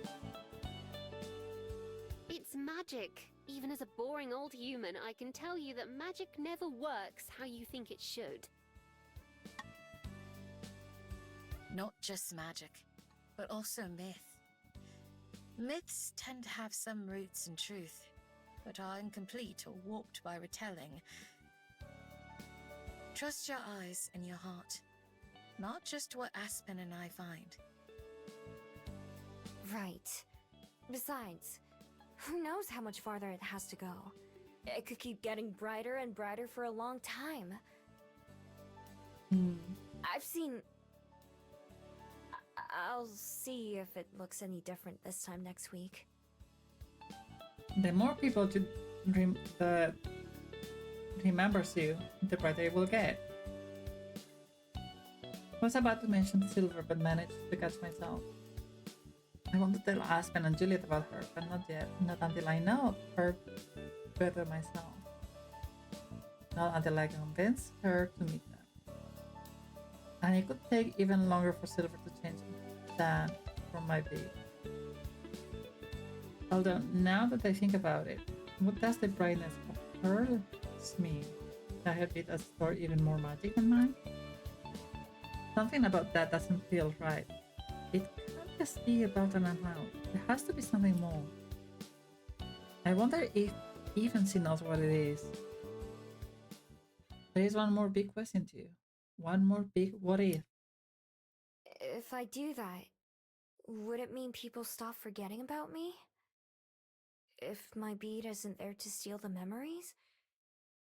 That would be very nice if so. Indeed.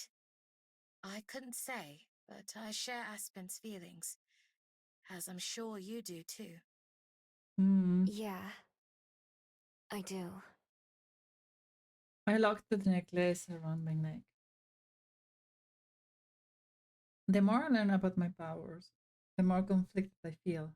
I know Aspen and Juliet mean well, but it's just not something they can understand.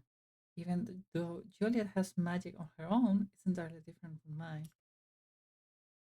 The conversation changes to recent events at the library and Bell House, and none of us mention anything else about magic or Gumiho for the rest of the morning. Whatever is going to happen to my beat, I have to figure it out for myself.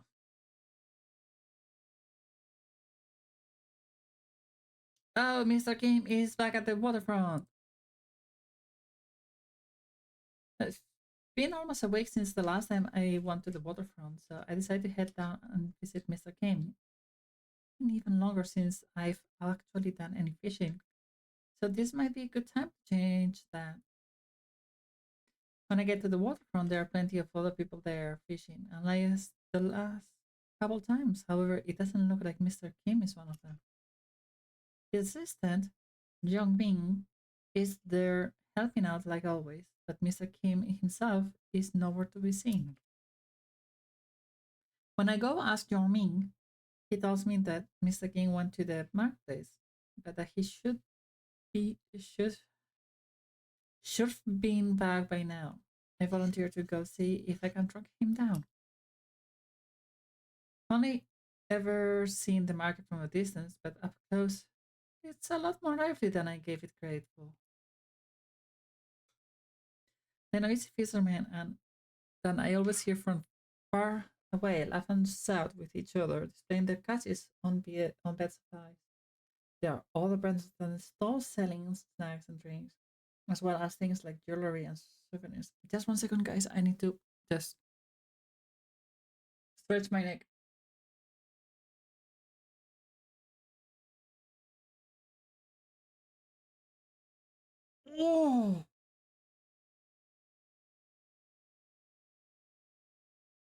Oh, my back. Oof.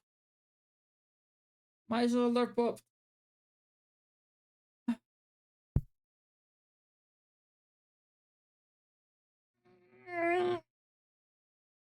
Aha.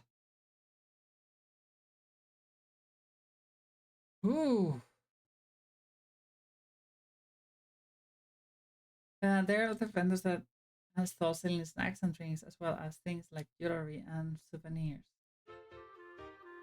I walk around searching for Mr. King and finally find him near the edge of the pier. He's looking intently at a number of fishing poles for sale, one hand stroking his chin. Hello, hello, mijo! Fancy seeing you here. Ooh! Youngmin told me where you were. I was surprised you weren't at the fishing spot. Oopsie, I might be taking a little longer than I said I would, but I just can't decide. I go over and inspect the fishing poles too. Most of them are fancier than the ones I've used, with extra pieces and parts. I don't really know what any of them do though. Are you getting a new rod? If I can settle on one, yes. I've narrowed it down to this one. He points at one of the complicated, fancy-looking poles. And this one. The other option is a simpler, sleeker design. What's the difference? The first one here has everything you could ever want. It's made for comfort and for power. The other one I'm looking at is more basic, as you can see. That sounds pretty easy. Why wouldn't you get the nicer one? I guess there's just something about a simple, traditional design that appeals to an old geezer like me. It's hard to say no to the luxury of the other one, but... He frowns, still thinking deeply. Sounds like you've already decided then. Oh? Yeah, I mean, it seems like you want the basic one, even though the other one is nicer. Slowly, he nods. You might just be right. I'll take this one. The person running the booth packages up the rod. Packages up the rod and hands it to Mr. King once he's finished paying. Then the two of us start heading back to the fishing spot. Why is my reading so bad today? Why is it? You know, you picked a good time to show up. Why's that? I'll show you once the lessons are over. Ooh. That turns out to be slowly after we get there. Mr. Kim's got to apologize to Joming for taking so long, and I watch some of the other people fishing while we wait since all the spare rods are taken. Once almost everyone else leaves at the end of the hour, Mr. Kim beckons me over. How's the new rod? Works like a dream so far. It's the old one I wanted to talk to you about, though. Huh? Mr. Kim holds his old fishing pole in one hand, examining it with a small smile. I can see a wistful look in his eyes, like he's recalling old memories. Then he holds it out to me. Here, I want you to have it. Aww! Me? Why? Better it go to someone who'll use it than just sit around collecting dust in the garage. Besides, you're going to need something reliable if you're gonna have a chance with the king! Aww. I carefully take the rod, holding it gently like it could fall apart. Got nicks and grooves on it, and the grip is worn down in places. Signs of how loved and appreciated it was.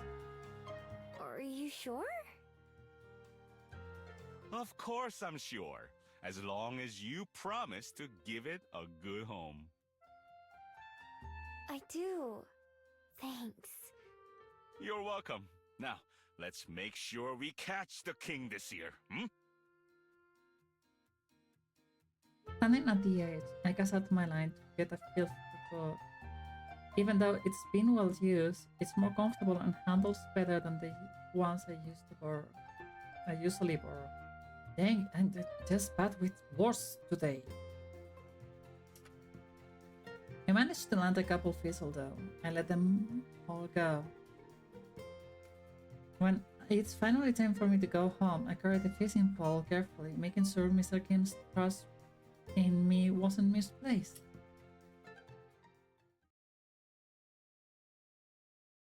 I'm not surprised when Aspen doesn't show up for breakfast before I fell asleep. She mentioned that she was feeling nervous about her meeting and expected to be up for a while, and that she'd probably sleep in. I offered to stay up with her, but she declined, saying she'd rather use the time to prepare. Her spot at the table is conspicuously empty as Juliet and I eat together, but I'm sure she'll show up eventually. I keep an eye on my phone for any messages from her, even as Juliet and I clean up and start our days, but I don't hear anything from Aspen. The library gradually gets livelier, and I have my hands full restocking shelves and filling up papers. Finally, some familiar faces arrive, although Aspen's isn't one of them. Be careful. If you drop it, we'll have to start all over. I'm not going to drop it. You carry it if you're so worried. I can carry it if you'd like, Pippa. It's fine.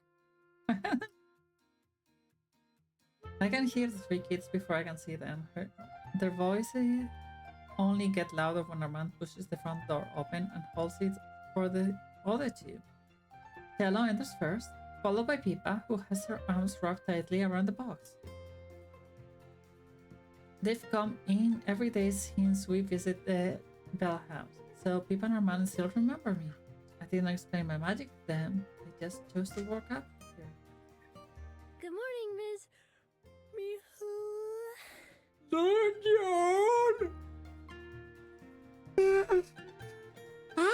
But why are you joining? Cello can help but John as secret is me.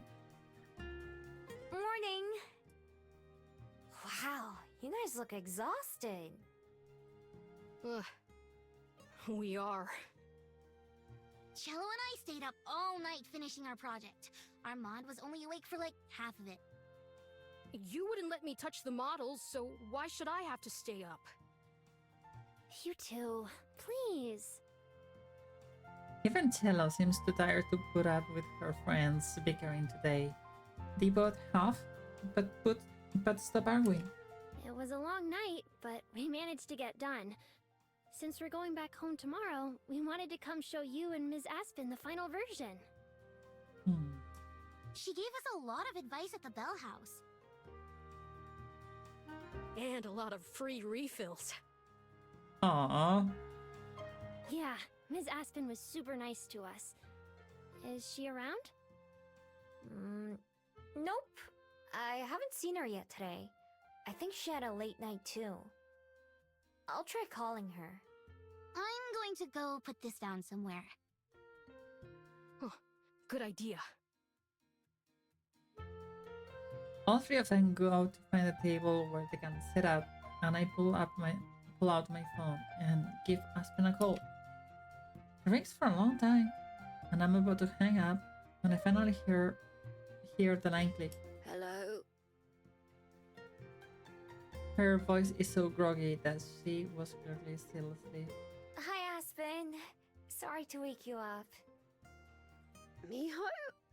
It's fine. Why are you calling so early, though? Is something wrong? Early? It's almost lunchtime. Huh? There is a rustling sound, and then I can hear her groan. Oh, I was up so late last night. Oh, Aspen. I remember. Did you get a lot done? I got a lot of worrying done, at least. That's about it. But I'll be ready for this evening. I didn't mean to sleep through breakfast. It's alright. Cello and the others are here, though. They finished their project and wanted to show you. But if you're too tired, I can just send you a picture or something. No, it's all right. I'll come over. I just need a bit to get ready. Okay. See you soon then. Aww. Okay. See you. I hang up and then got to let the students know what's going on. They wander around the library to entertain themselves while we wait.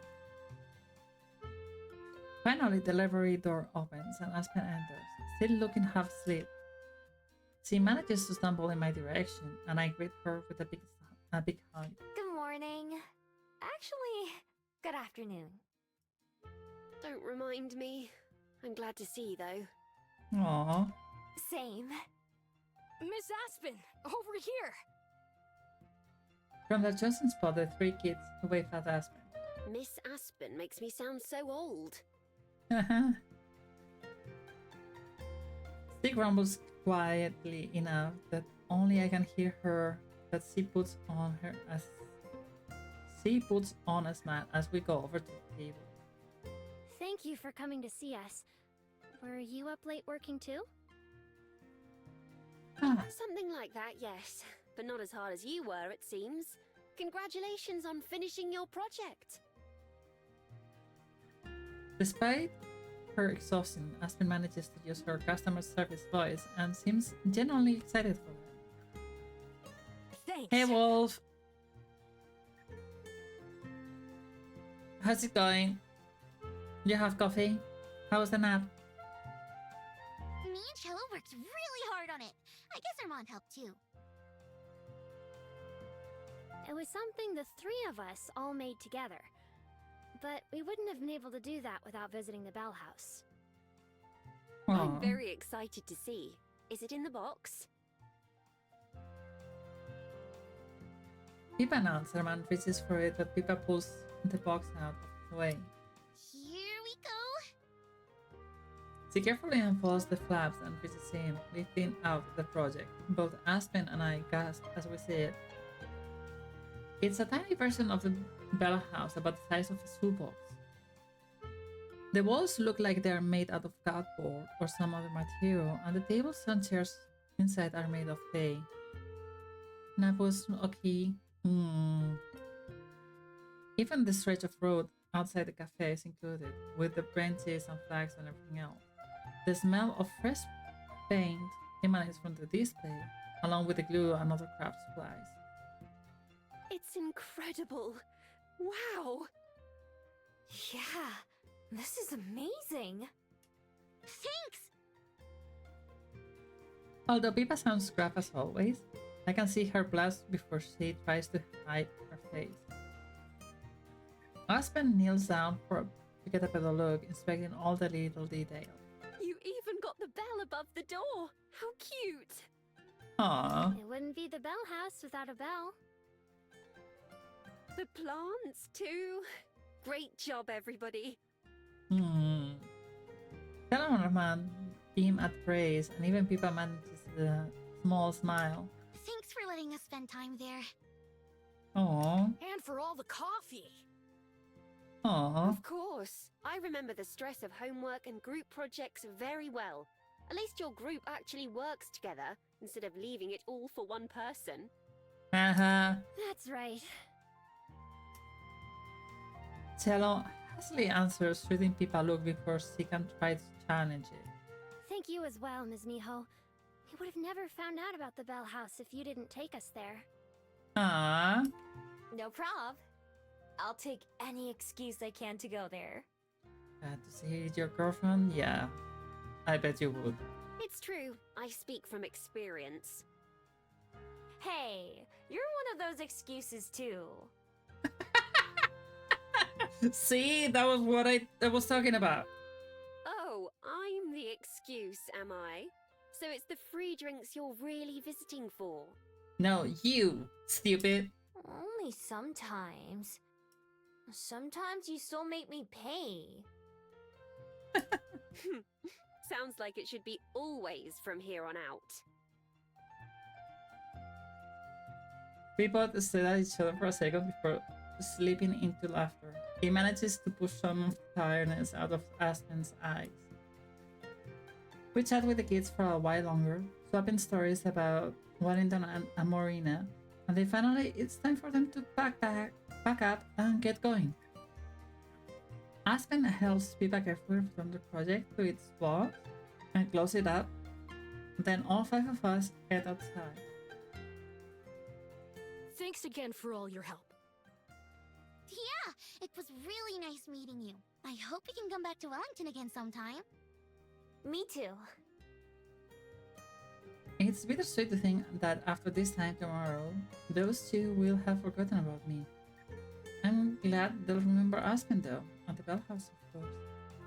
Hi, nurse! Yes. I wish we could stay longer, but I also miss home. It's kind of funny. I wasn't sure if I'd miss Samarina or not before we left, but now I definitely do. Funny how fast that happens, right? Yes.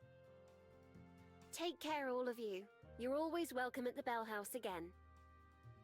We'll definitely come back if we can. Our two friends nod. Armand stoops down to pick up the box. I notice Pippa tense up, but she doesn't stop him. Be careful. I will. Okay. Time to go. Goodbye, and thank you again. Goodbye. Bye. With a final wave, we see them off until they've gone down the path and disappear from sight. Once they're gone, Aspen slouches, sighing and yawning. That was nice. I hope they get a good grade on their project. They better.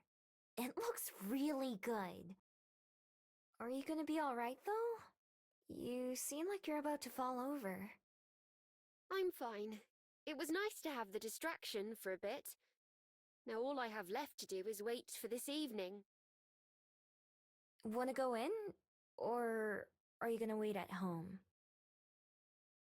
I'd rather wait with you, if that's okay. Of course. I was hoping you'd say that. Yay! Aspen holds out her hand and I take it. Together we step back into the library and wait for the appointed hour to arrive. I sit on a bench with a book in my lap, pretending to read.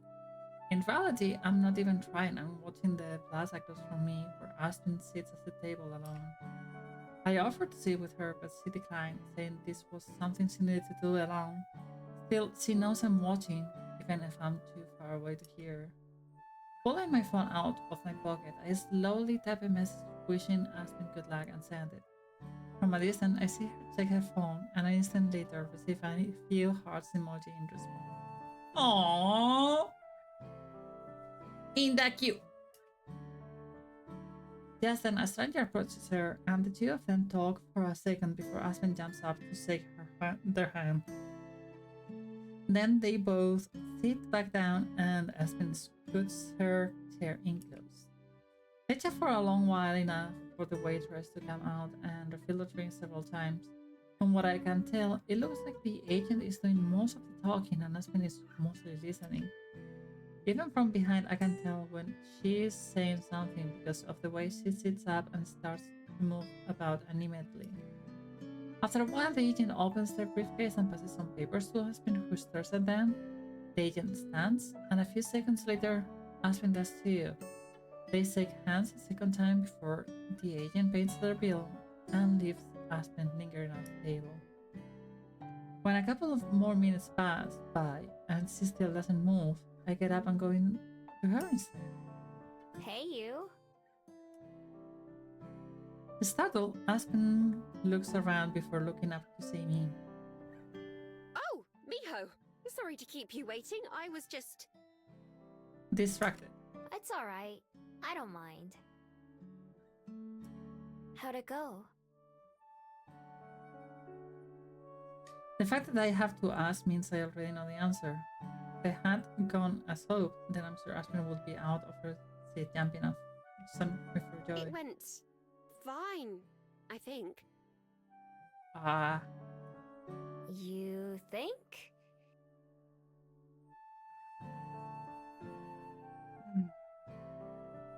Yeah. Shall we head back to the library? It's rather hot, isn't it?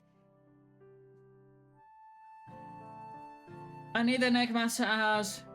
Who volunteers? Okay, cool. Sleep well. Work well, I guess. Don't stress yourselves too much. Take care. You too.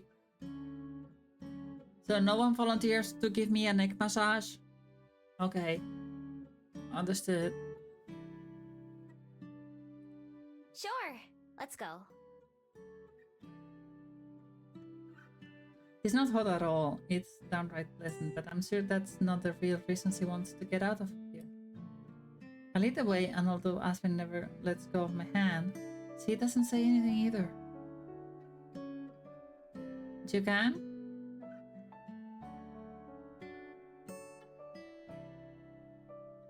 If you knew how to massage my neck, you'd volunteer. Ooh. Like, it's like any other normal necks.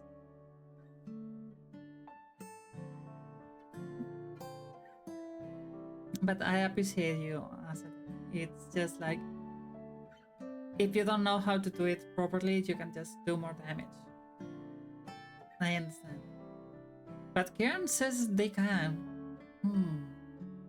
Do you have the necessary oils and expertise to do it? The library still has a few guests in it when we get there, but we pass them by and head to the dining room instead, only to find it's already occupied. Oh, hello. You do? Ooh. Then get your hands to work. That's my neck. That's hurting. But just the hands, not the lips. Okay? Kieran, we know each other. Just the hands, not the lips.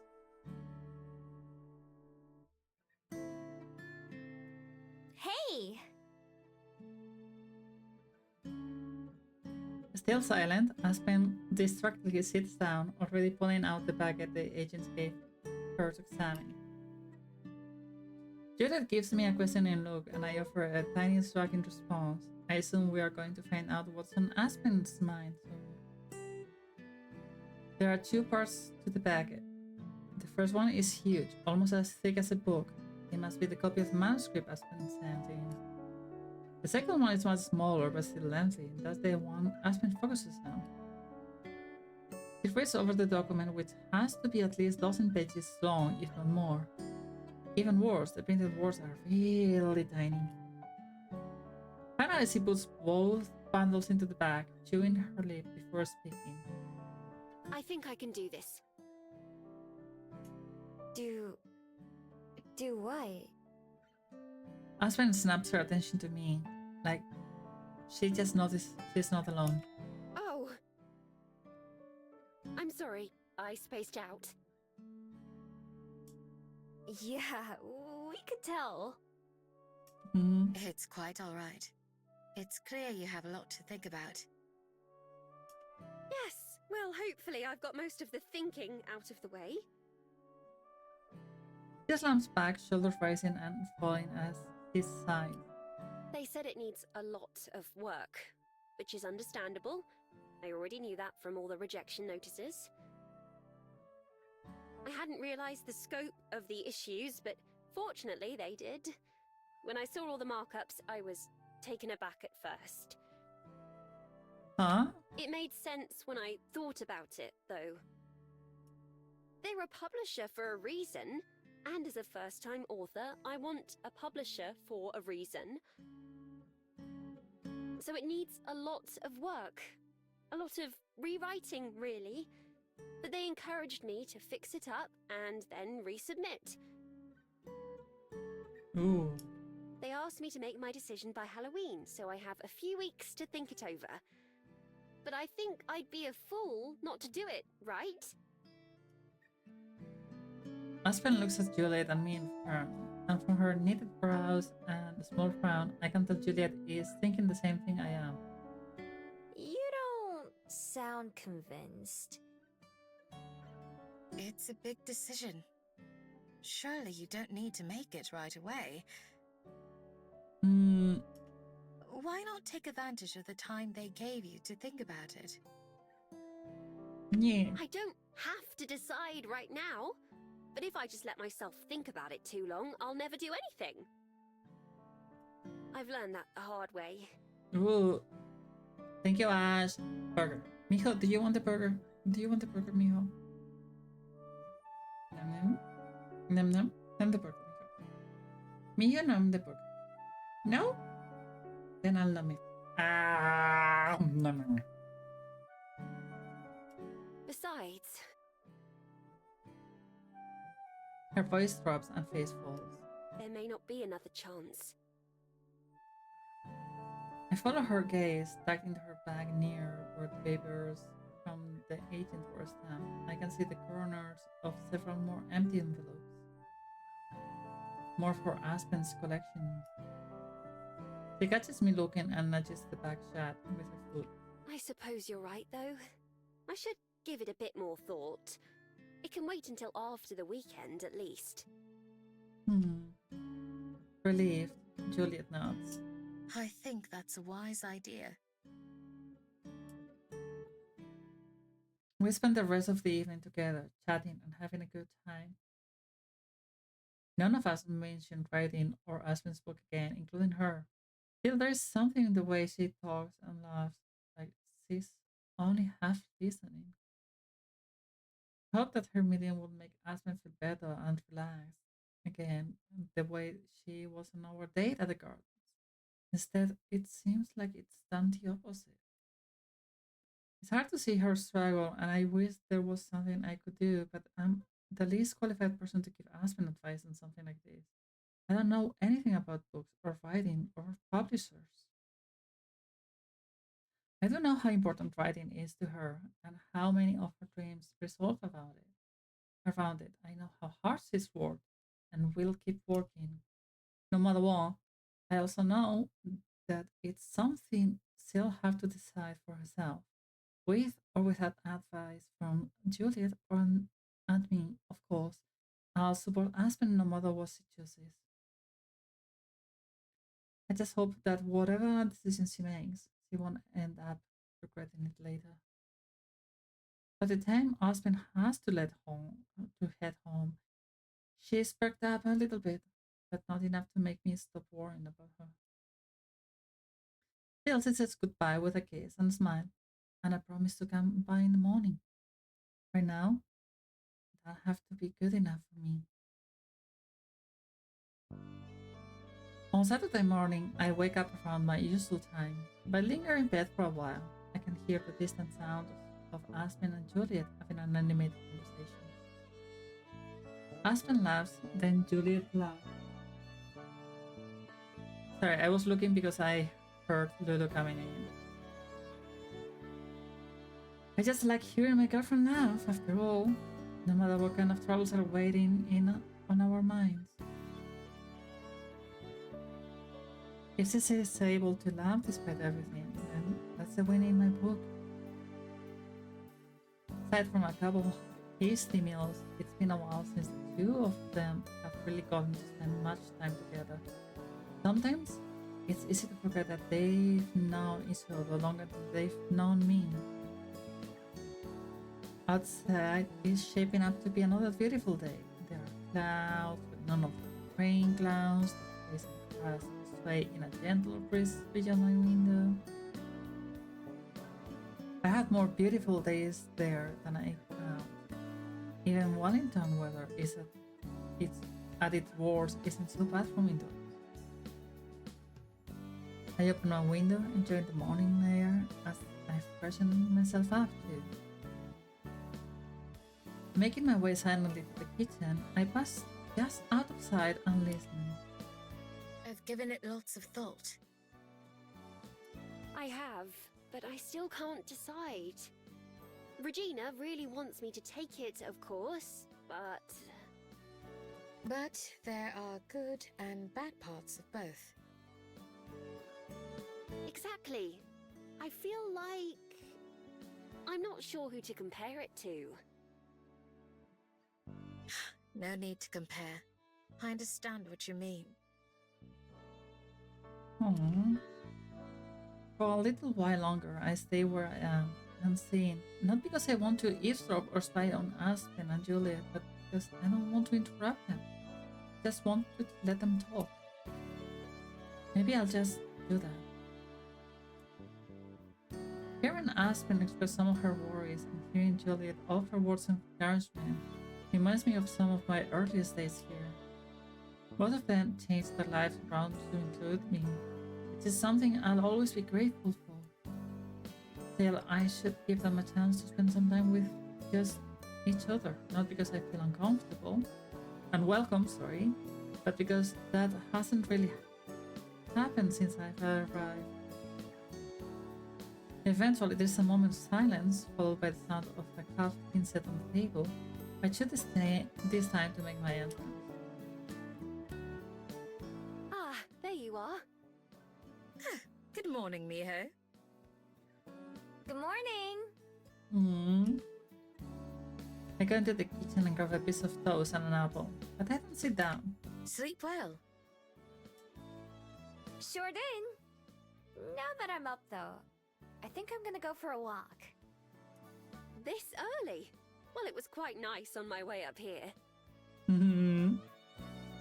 Yeah, I used to go for morning walks all the time, but it's been a while.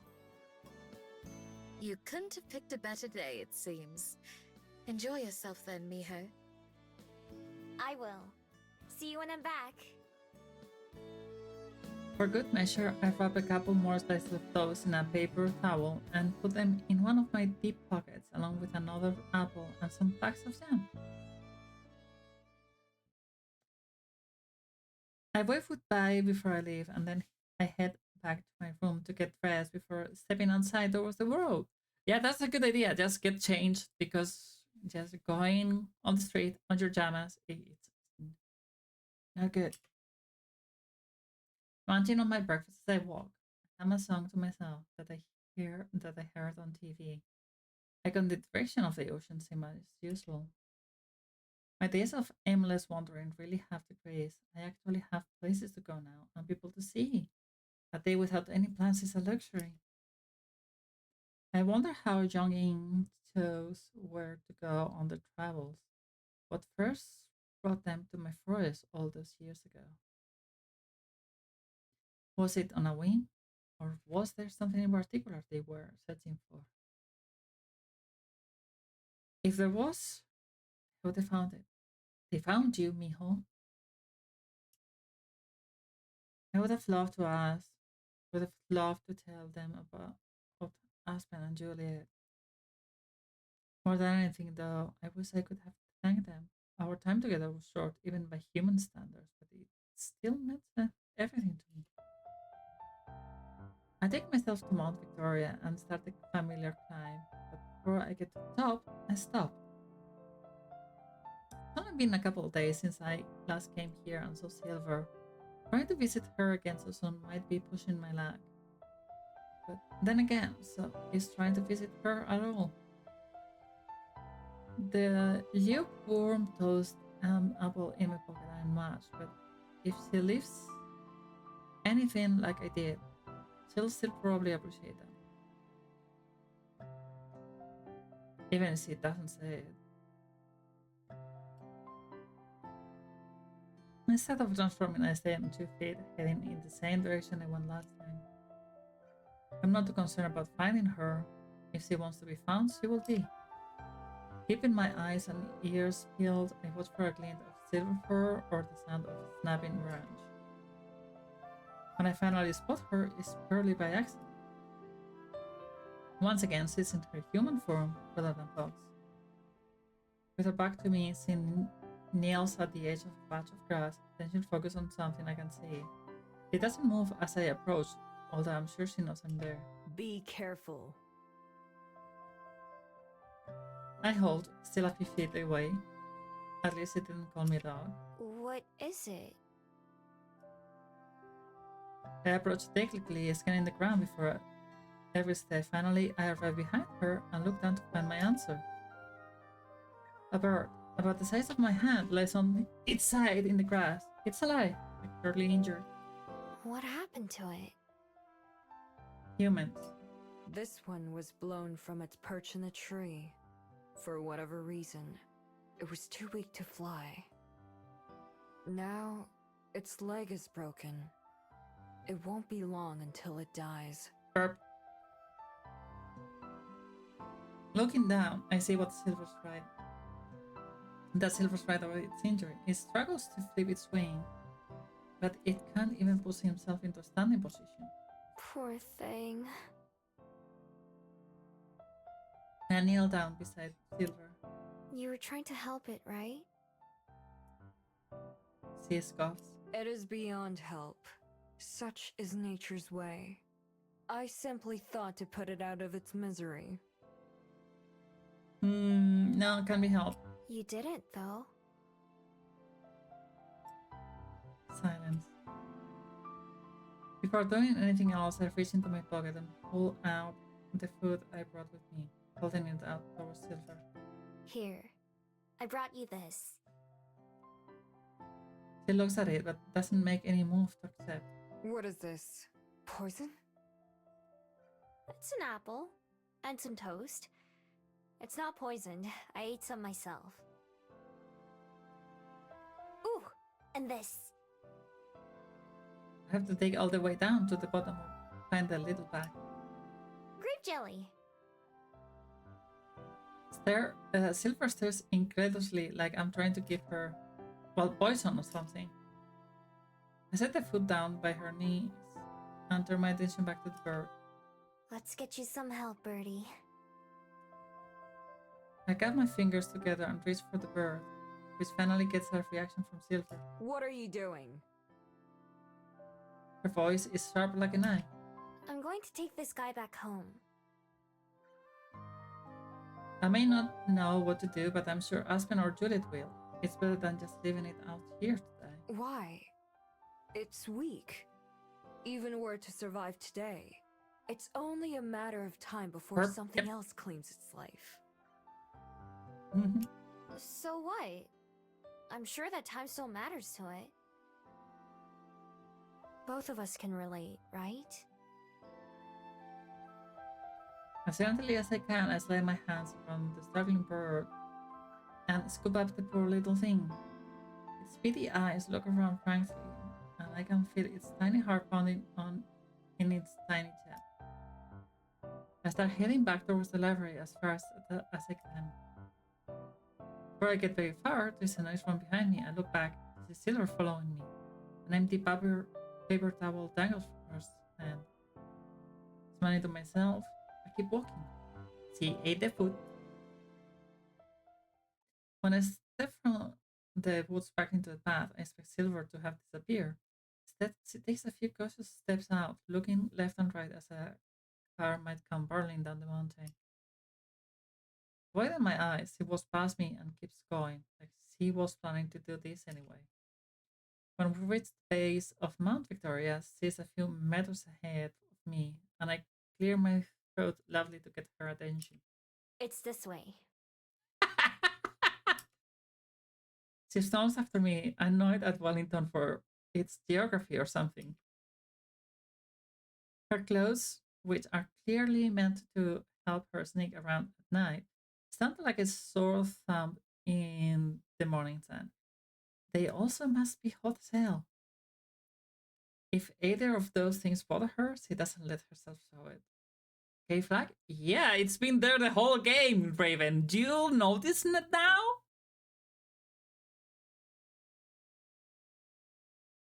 Did you just notice it? Like we've been in this scene, just in this stream, like 10 times.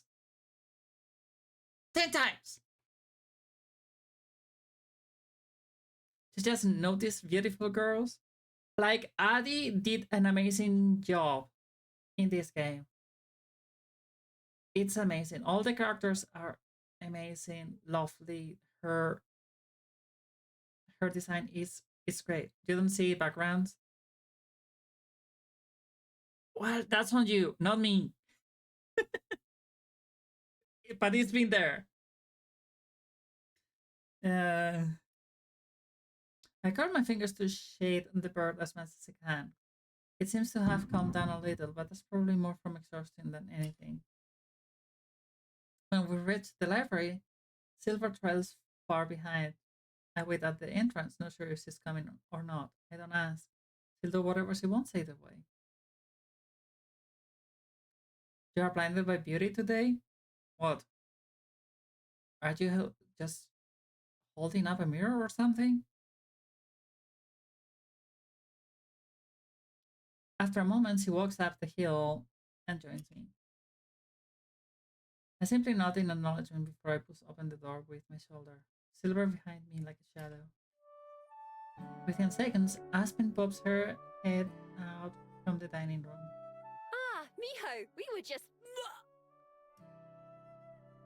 Choking in surprise, Aspen's eyes go wide as a saucer as he notices my companion. She disappears from sight, and I can only imagine that she's saying to Juliet right now. Behind me, Silver looks around in curious awe, although she stops when she notices me watching. I jerk my head towards the dining room and head in. Both Aspen and Juliet are there waiting, trying to appear casual. But by the way they were silently staring at the entrance, I'm sure it's just an act. This is Silver. She nods at the ground and says nothing, displaying none of her usual venom or drama. Feels as if she's hiding behind me, which is something I wouldn't have expected from her pride to allow. It's quite nice to meet you, Silver. Charmed. None of them know what to say. I can blame them. Personally, there is something more important to talk about. We came back here because we need some help. Or at least this guy does. I anchored my fingers and tilted my hands for Aspen and Juliet to see.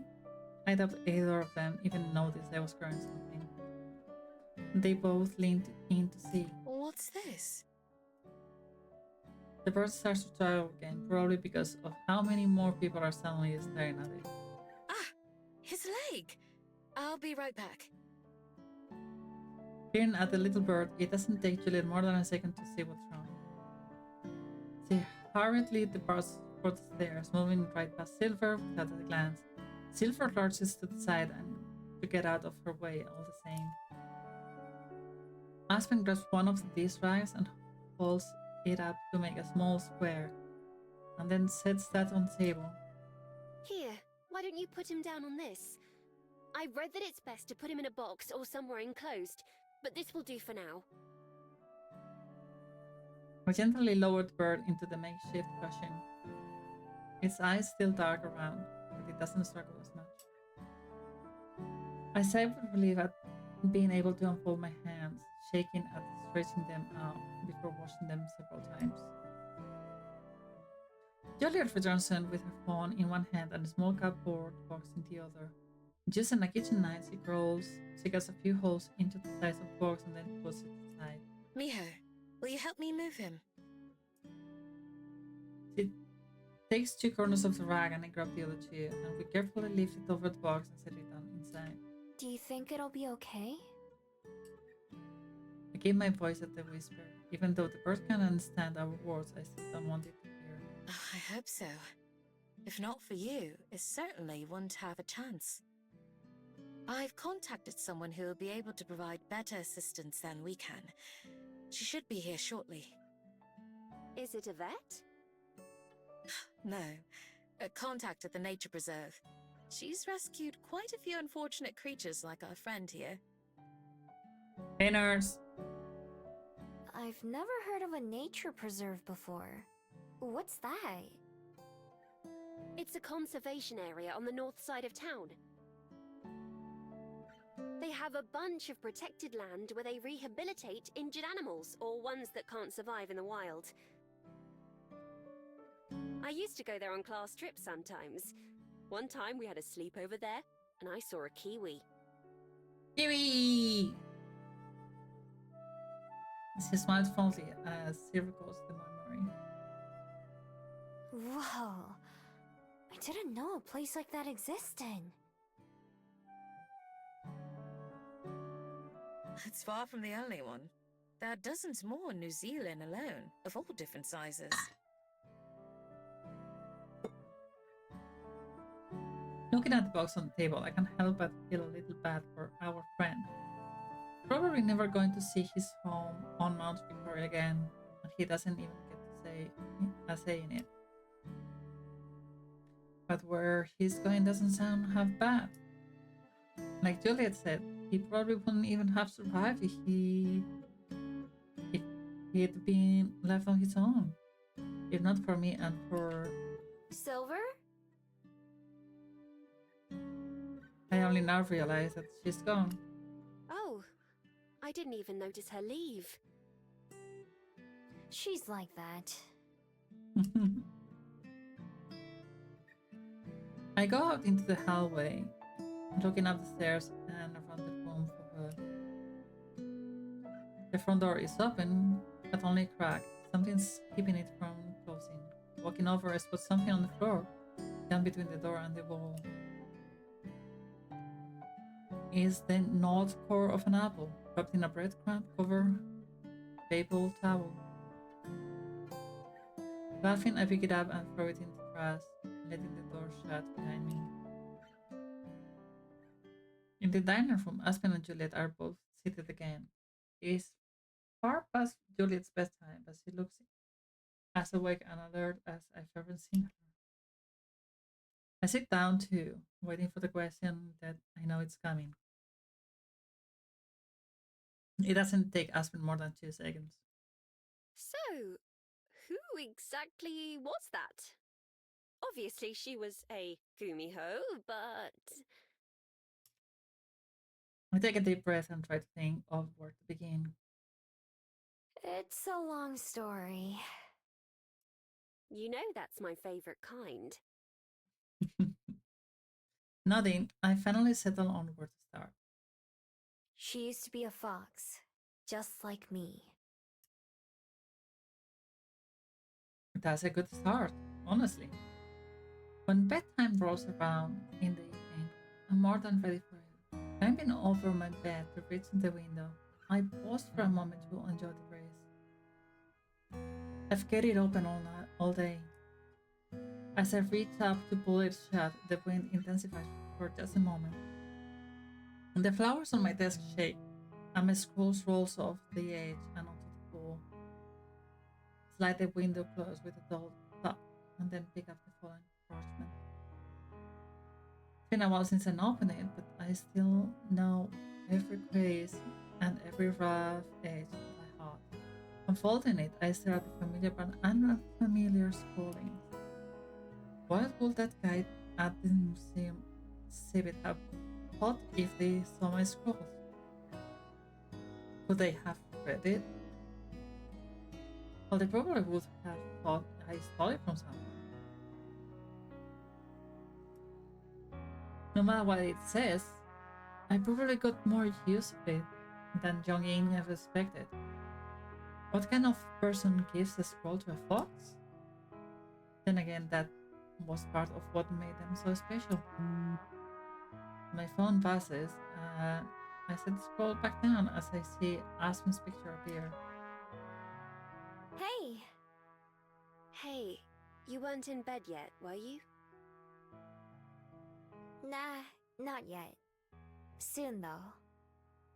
Well, I won't keep you up. I just wanted to say goodnight again, and that I love you. Oh! I love you too. But I don't mind staying up. Is everything okay? I can hear the sounds of Aspen's blanket and an annoyed meow as he moves around on the other end. Yeah, I'm fine. I couldn't fall asleep, thinking about all the editing I have ahead of me. Today was nice, though. I'm glad I got to see you and Juliet. And Silver. Me too. And the burn.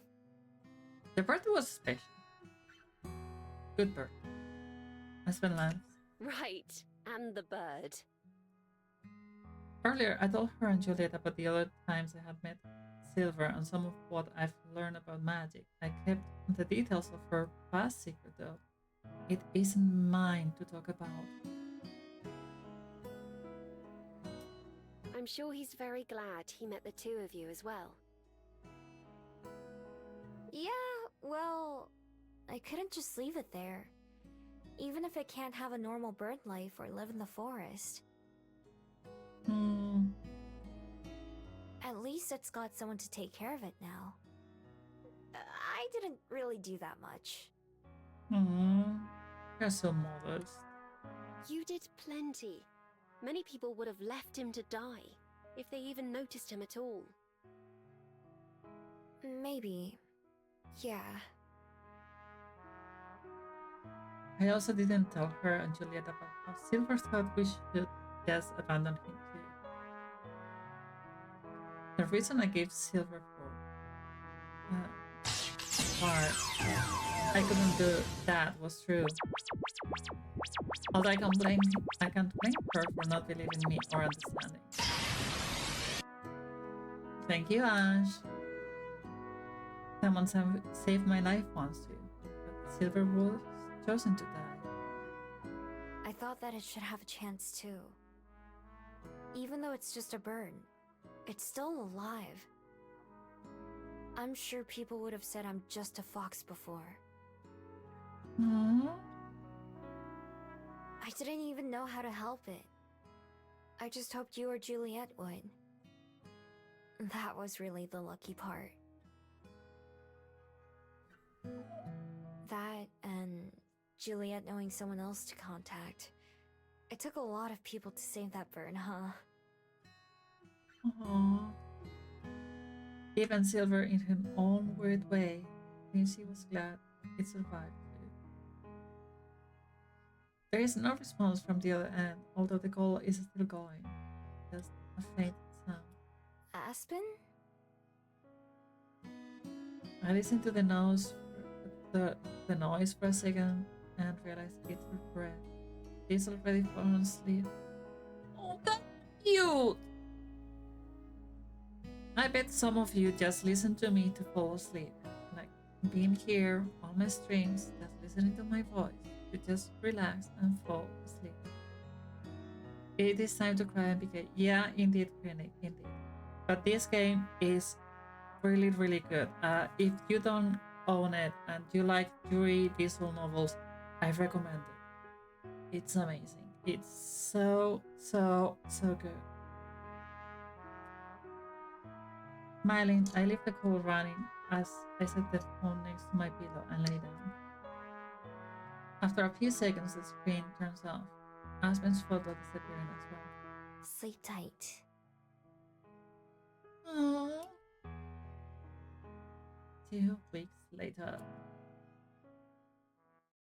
Okay, you can open your eyes. I take my hands off my face and look around. Aspen's apartment doesn't seem any different than usual, aside from being a bit untidy. But she stands there in front of me, beaming with her hands behind her back. Maybe it's a little silly to celebrate a 1-month anniversary, but I have a gift for you. Aww. A gift? Aww. Aspen laughs and steps closer to me. Yes, although it's kind of a gift for both of us. Oh? Oh? Kind of gift. Slowly, she brings her hands around and reveals what she was hiding. It's a stack of papers, too small to be her manuscript but similar. She turns the stack so I can see the front page, which only has a few words written on it, short enough that I can sound them out. The Fox and the Grove. She's written a small story about... Oh, Yes, the title was supposed to be a placeholder, but I rather like it. It's a new story that I wrote. You can probably guess what it's about. I flipped through the pages. There is only text on one side and a lot of blank space. Still just holding and looking at this person makes my heart swell. I can't believe you already wrote a new book. It's much shorter than my novel. More like a kid's book than anything. Aww. Still, that's amazing. I didn't even know you were working on this. That's because it was supposed to be a surprise, silly. Aww. It's just working on all these changes to my novel. I needed something that I could write on the side for fun. No wonder you've been so tired all the time. You've been working on 2 things at once. Oh, mijo girl, you don't want to know how many things I have on the works right now. You don't want to know. You don't want to know. It's fine. I'm fine. Once I'm done with the edits, everything will be back to normal. Spending time on this felt like a treat. What's that emote?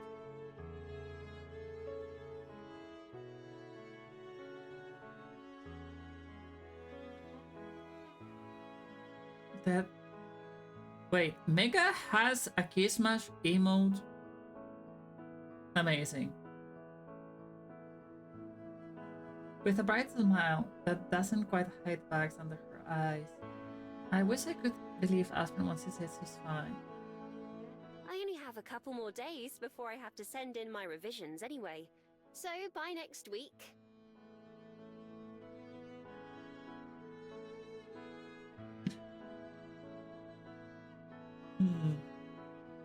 Next week, I'll be able to relax again.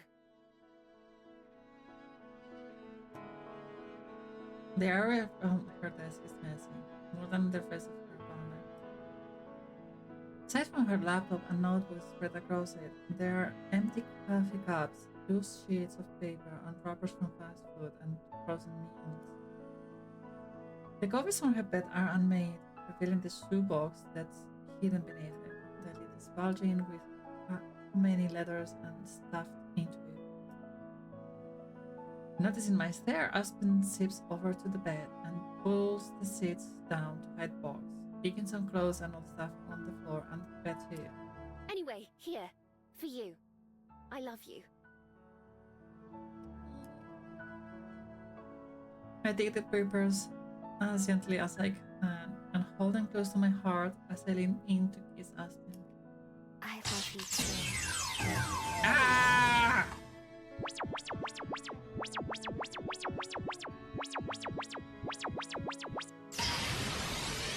Hi, Kitala. See what happens, guys?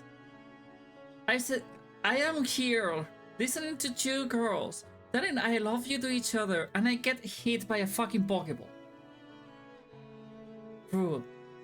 By the way, guys, if you take a look at the pin message, you can still donate to help Kitala start over. If you do, you can get another render. I will be doing that after my Christmas vacation, which is going to be 2 weeks. 2 weeks. I hope you're having a good day. I've been crying all over this game because it's touching my emotions. So fucking gay. I'm so fucking gay.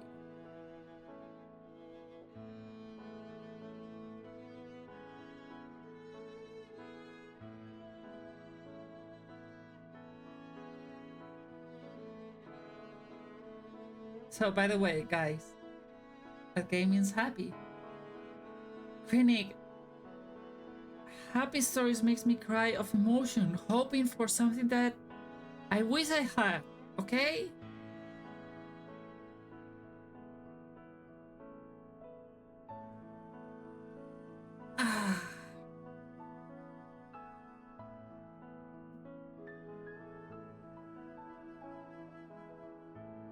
That, by the way, guys, you haven't found what I changed in the Pokeball recently.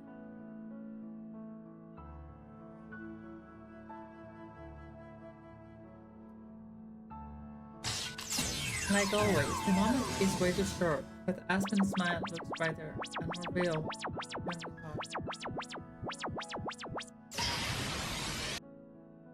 Raven, why? The moment I start talking about the game, you just throw the fucking Pokemon. Okay.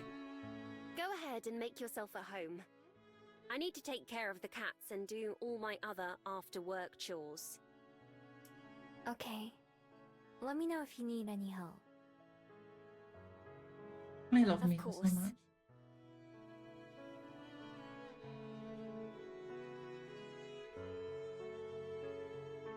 You better be sorry if you want to be a good boy.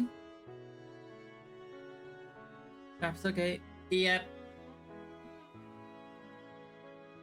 Another kiss on the cheek. Ah!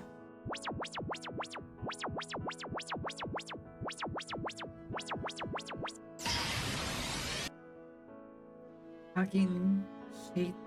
Everyone is against me today. On one hand, it's hard to believe we've already been dating for a month. On the other, it's hard to believe it's only been a month. Feels like ages since we said goodbye at the bus station. I've had that feeling several times since coming to Wellington, where the days feel like they either rush in, rush by, or drag on. Either way, they've passed, and I've been here for almost 3 months now. It's not the longest I've lived in one place, but I'm sure that at some point I'll pass my record. I kick off my shoes and lay back on the bed, staring up the ceiling with Aspen's new book on my chest. Everything around me has the faintest trace of Aspen's perfume, along with her ever-present smell of coffee. The blankets, sheets, the pillows, all of it. Hi, folks. Thank you, and thank you for the alert.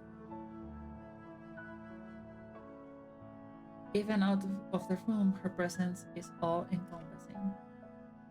From the bathroom over the sound of the running shower, I can hear Aspen singing something to herself. I wonder if she knows I can hear her. Or maybe she's doing it because she knows I can hear her. Although her singing voice isn't the best, it's surprisingly clear and stable. I like listening to it just because it's hers. Right when I'm about to sit up, one of Aspen's cats, I think it's Byron, pops up on the bed beside me. I expect him to run away as soon as he recognizes me, but to my surprise, he doesn't. He sniffs my ear and my tail, but then cautiously nuzzles my face. Aww. Hey, buddy. I reach out to try to pet him, but that turns out to be too much and he darts away. Well, it's better than last time.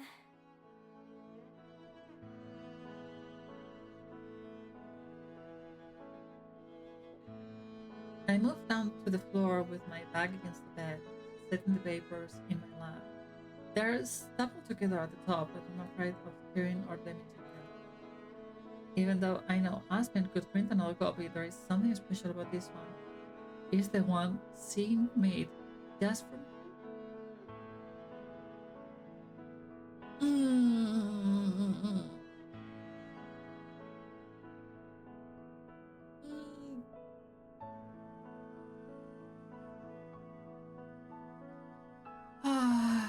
My heart. I make sure there aren't any other cats around who might cause any issues and then turn to the first page. In the middle of the forest was a grove, and in the middle of that grove was a log. It had been years since it had fallen. Once one of the proudest trees around, and now in death, was home to an abundance of life. It takes me a long time, probably longer than it should, to read through, but it's not just my slow pace with the words. It's also the memories that they call to mind. I can picture exactly what the log looks like. If I close my eyes, I can smell the damp grass and feel the breeze on my fur. Seeing John King's word written out brings a lump to my throat. I carried them around in my head for so long before I even understood them. Not seeing them written down, now seeing them written down, they'll last forever. Some of the details are different from reality, and of course, Aspen's book doesn't use any names, but it's still my story. Back when I first met Aspen, I told her I didn't have any story to tell.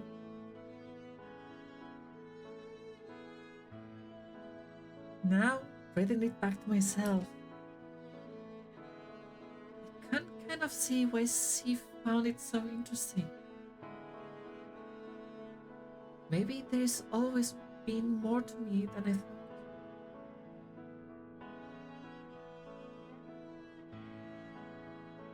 Eventually, Aspen emerges from the restroom, her hair still wet. Spotting the papers in my hand, she approaches with a smile. Hey, no dripping! Oops, good save.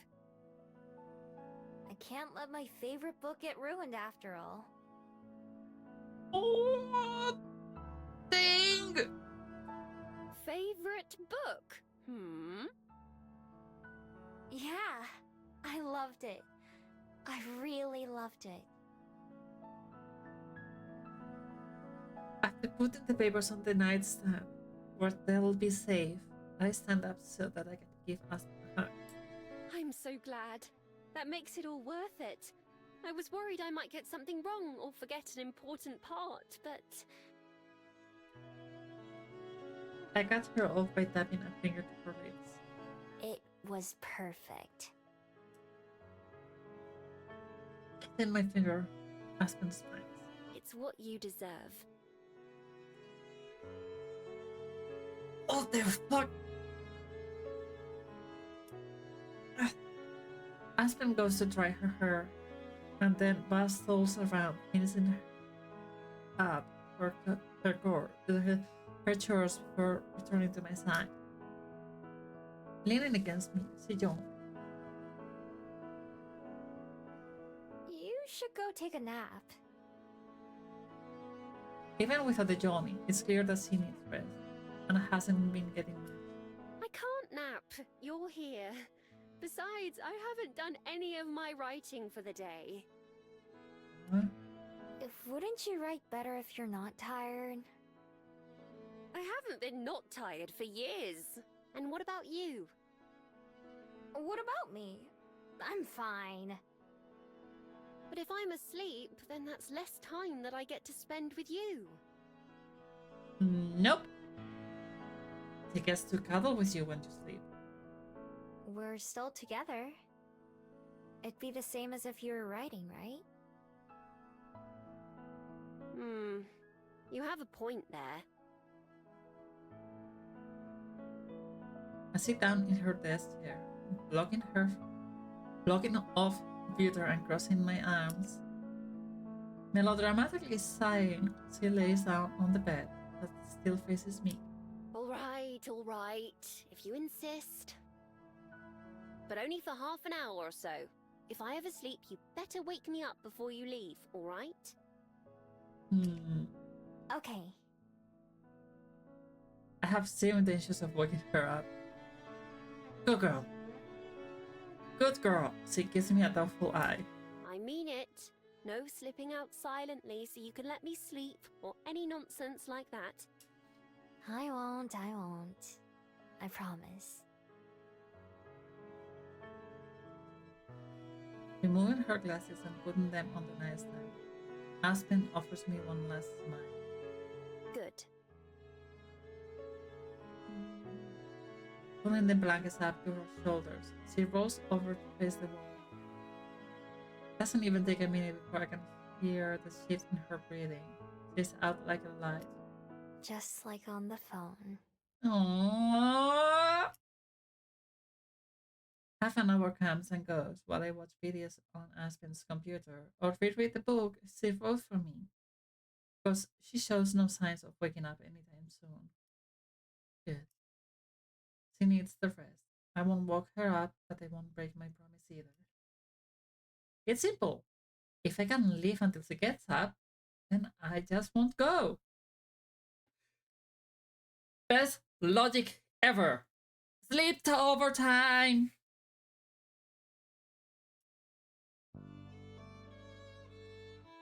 I entertain myself and time passes by. Byron the cat gets bold enough to try approaching me again, and Percy comes with him too. They sit down in unison near my feet. Here, kitties. Holding out my hand, I stretch my fingers as far as possible. They stay for a moment before one and then the other gives a curious sniff. Finally, deciding I'm not a threat, they both rub against my leg, letting me scratch their back. The fur is soft and fluffy, like feeling a pillow. They go back and forth around each other, suddenly not able to get enough attention. Well, it's not like I don't know how that is. Night falls and even I start to get tired. Aspen hasn't moved at all, other than to toss and turn occasionally. Send a quick message to Juliet to tell her where I am, and then set my phone down next to Aspen's on her nightstand beside the printed pages. It all feels very normal, but in a good way. The little fox in her grove could have never dreamed of the things she'd see one day. Planes, phones, apartment buildings. All she knew of humans was a kind touch and a piece of paper. In some ways, that little fox never changed. Moving as carefully as I ever did in the middle of the heist, I flick off the light, half expecting the sudden darkness to disturb Aspen, but she doesn't budge at all, and goes for when I come into bed beside her.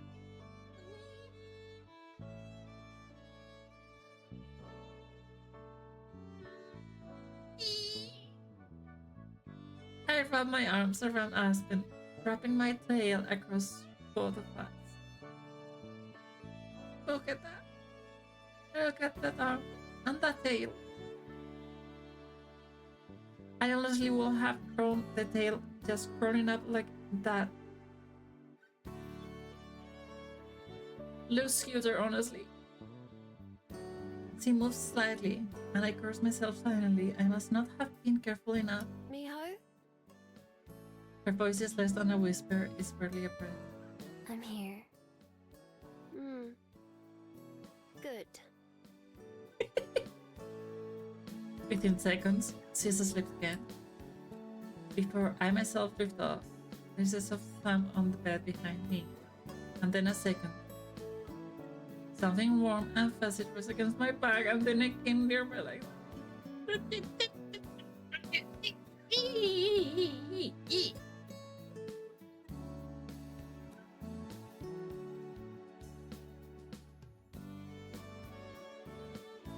Look at that! Look at that!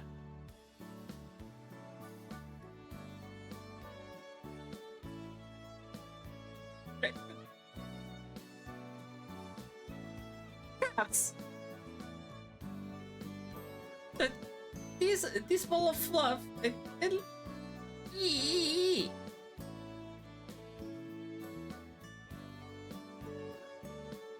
Why am I so gay, guys? I have to drink. Okay.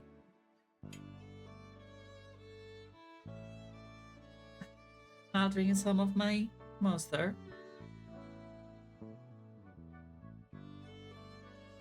Also, Wolf. I saw your message. Thank you so much. Thank you so fucking much. Put one cat on the head and that's how I sleep. I'll tell you how I sleep. This cat wouldn't be here. This cat would be here. And this cat wouldn't be here. It would be here.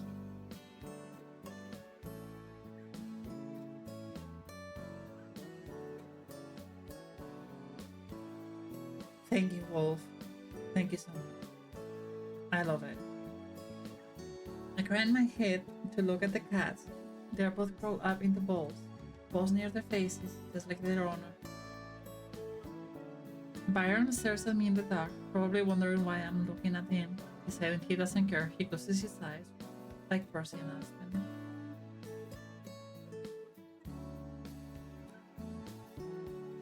Feeling more content than I can ever remember, I shut my eyes as well and drift off into sleep.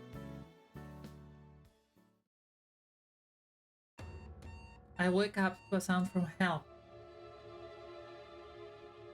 It screeches and blares so loud that it hurts. My eyes shoot open in an instant, and I sit bolt upright in a place I don't recognize. Where am I? What's going on? Beside me, something moves. I stare at the pulsing lamp in the darkness and suddenly remember the answer to one of my questions. I'm so disoriented, I forgot I was at Aspen's! She rolls over into her old side, not reacting to the sound. Instead, she looks confused for other reasons. Miho? I nod, too tongue-tied to know what to say first. Pushing herself up on one arm, Aspen reaches all the way across me and fumbles around until she grabs her phone. And as she pulls it past my face, I realize it's the source of the noise. She presses something on the screen and the sound disappears. With a groan, she drops her phone into the blanket between us. Time to wake up. My racing heart begins to slow back down. It was just her alarm clock. Duh! I felt silly for being so panicked, but it really took me by surprise. I'm not sure Aspen even noticed. She wraps her eyes sleepily. I'm not still dreaming, am I? I shake my head. I don't think anyone could still be dreaming after that. Why didn't... I didn't... Her thoughts stumble off into a yawn, and then she tries again. You were supposed to wake me up. Only before I left, so I didn't leave. Even half asleep, she still manages to smile. Crawling onto her back, she looks up at the ceiling with half-lidded eyes. My day's already been made.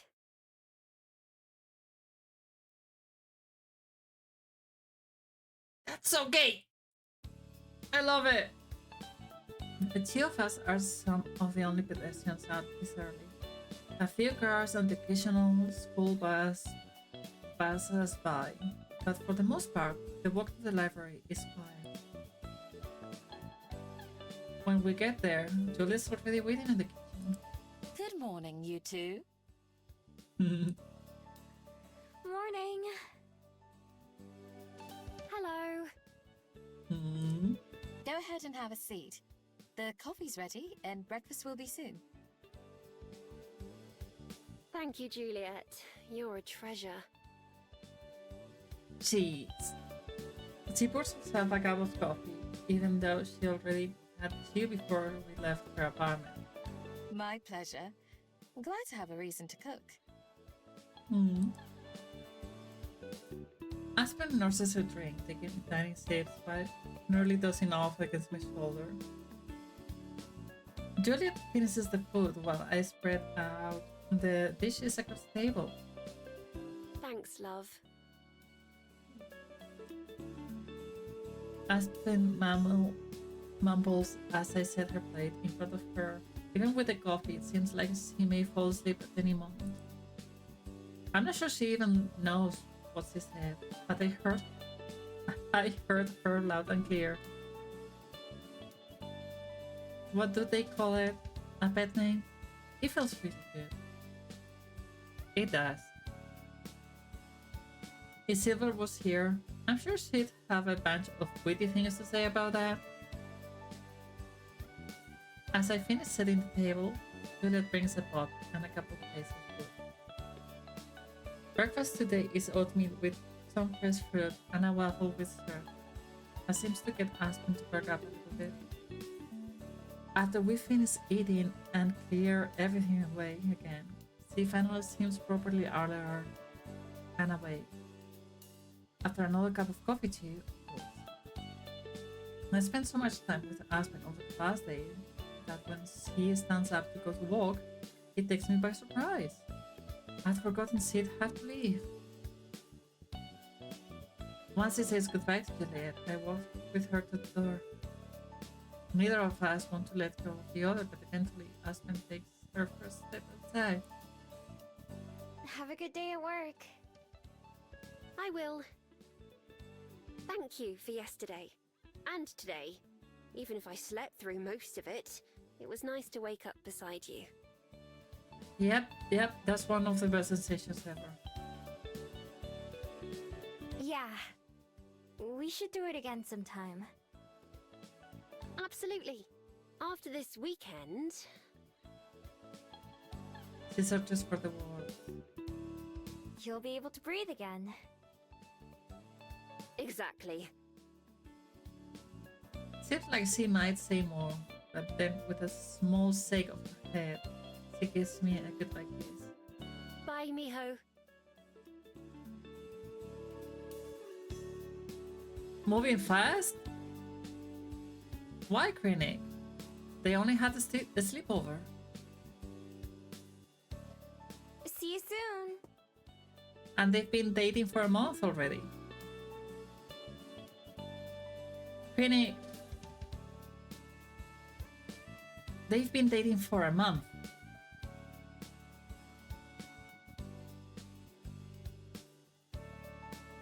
I watch Aspen go until she has disappeared from sight. I go back to the kitchen to grab a drink, and I'm surprised to see Juliet still sitting at the table. I'm so used to her going to bed when Aspen leaves. Now you're gonna be extra tired too. I sit down across from her and she chuckles, but there is a real concern in her eyes too. So, I wasn't imagining it. Is she alright? She's... Overworked, not getting enough sleep, stressed out, pushing herself too hard. Yep. She's Aspen. Now Juliet really laughed. Yes, fair enough. From the moment she told us about that conversation with her editor, I worried that something like this would happen. Which part? How'd you know? Juliet collects her thoughts before answering. Before we met you, that book of hers was all Aspen could really think about. Even when we discussed books by other authors, it always came back to her own stories. And yet, for all the conversation and all the advice, I couldn't begin to tell you what her book is even about. Could you? I shake my head. I don't know anything about it either. I thought not. Do you remember a few weeks ago when she first told us she'd sent in her manuscript? Yeah. She was going to surprise us with good news, but changed her mind. Indeed. At first, she didn't want us to know until she had the contract in hand. In other words, until she was sure it's good enough. She feels she has so much to prove, not just to herself, but the world. Chasing perfection that's unattainable. Yeah, never chase for perfection. Make it happen, you can make it better later. So much of her heart and soul has gone into those pages that I can't help but imagine she takes every rejection personally. As a rejection of her, and not just her work. Because in Aspen's eyes, I believe they're one and the same. Aww. She said that this could be her only chance, and that's why she has to take it. To Aspen, who's only ever seen one pathway forward to the future, I'm sure it seems that way. Even if from the outside. To you and I, that so clearly isn't true. Hmm. There's a bunch of other stuff she's good at too, besides writing. Like running a cafe or doing research. Those are things that even I know are useful. Slumping down in my chair, I stare at the small ring of coffee on the table where Aspen's Mac used to be. I wish I could help her. She's done so much for me. But it was all I could do to even get her to sleep. I'm sure that your presence and care for her helped more than you know. The end, painful or not, is up to Aspen to learn from her experiences. That indeed. After all, it's one thing to know something from reading it in a book or hearing it from someone else. It's quite another to live through and experience something yourself. You and I can't grow for her. We can be there for her. Sometimes, a kind word and the knowledge that we aren't alone can be the support that we need. The strength must come from within ourselves. Yay! Whatever choices Aspen is faced with, only she can make them. All we can do is offer our comfort and guidance. Yay!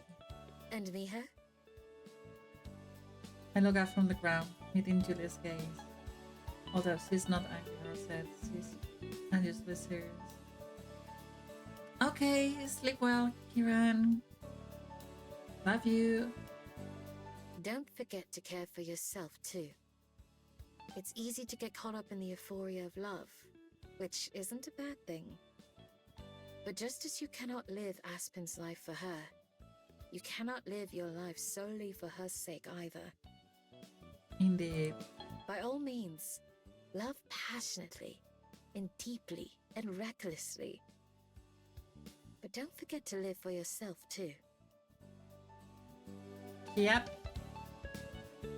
Find myself on the verge of saying, I know, but catch myself instead. Catch myself. Instead, I just know, because I also know what Juliet herself has been through to find herself offering that advice. With a smile returning to her face, Julia's seriously demeanor slightens up feeble. Well, now that I've prattled on for a while, I do think I'll get some rest of my own. I managed to smile back. Sleep tight. Yay! Thank you. She starts to exit the kitchen, but as she passes me, Juliet pauses and then backtracks a step. Perhaps it was just the light, but is there something different about your bead? Huh? I haven't even looked at my necklace today. I take it off to see what Juliet's talking about. It's still glowing, no more or less bright than it was yesterday, I think. But turning it over in my hands a few times, I noticed something. Sure enough, she's right. It's cracked. There's a hairline fracture running across part of my bead. So small that at first it looks like an eyelash or piece of dust. But when I rub my finger over it, I can feel the subtle ridge, as well as the light tingling sensation like my fingertip is falling asleep. May I see it closer? I hold out the necklace for her, angling it so she can get as clear as view as possible. Of course, I can't let go of it, or it will go back around my neck. Juliet starts to reach one hand for it, but then changes her mind. Instead, just leaning close to examine. Finally, she shakes her head. Unfortunately, I can't discern anything more than the obvious. Your magic remains foreign to me, like a book in an unknown language. Hmm. I can't help but be reminded of the scroll upstairs. What do you think it could mean? For a long moment, she's quiet. Even before asking, I know the answer. I don't know. But I don't think it's coincidence or random. Me either. The sort of frustration in my voice is obvious. It's always questions, questions, and rarely any answers. It's getting harder and harder to push them from my thoughts. Rather than repeat our goodbyes, Juliet places a reassuring hand on my shoulder. I have faith that when the time is right, you'll know what to do. Trust in yourself. The same way you look at Aspen and don't understand how she undervalues herself. Slow progress is still progress. Indeed. I nod and she goes off to bed. Progress. I just wish I knew what it was progressing towards. Okay, so I will have just 10 minutes left of stream. I think this is a good place because I can just save here. Still have a lot of subs. So, oh my gosh, we are in chapter 4, day 14. We did 5 chapters today for 5 days. 5, what's that? What's what? What's what? This is Miho.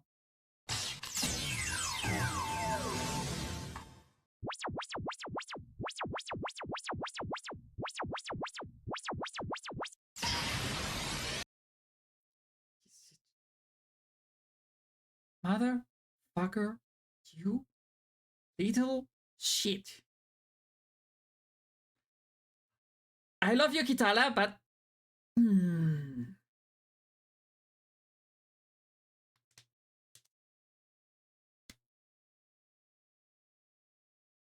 how could you do that to me, huh? How could you? Okay, we saved. Now I'm gonna go back to this.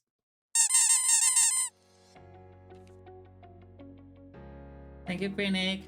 I got some hearts. I think I saved. Yeah, I said. Yes. Yep. Stop by again. And let's see who we can raid. That's it.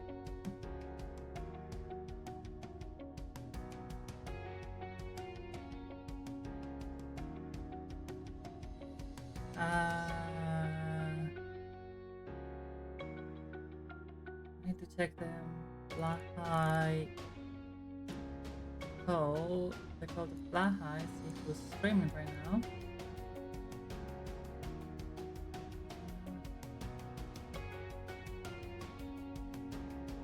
Clips was streaming, but not anymore.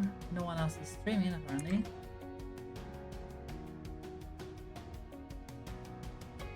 So I will try to find someone else to raid. Who should we raid? No, thank you for being here, Kitana. Thank you, Wolf.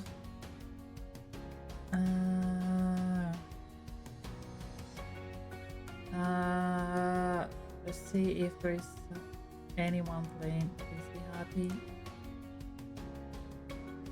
Nope.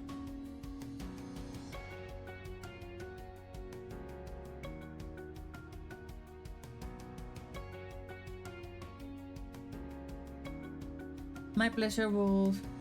So, guys, what do you prefer? Do you prefer to go to Nanak or to Sahama? Which one? Nanak or Sahama?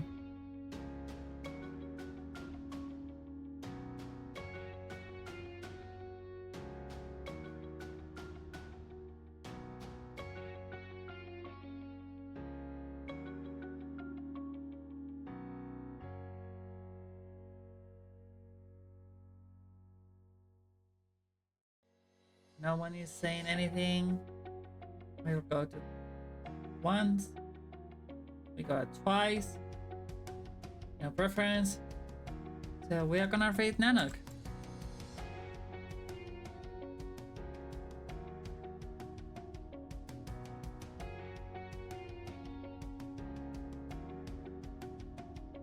There we go. So, yeah, that's it. Thank you everyone who was here. Thank you everyone for being amazing, for being lovely. Thank you so much for this 2024.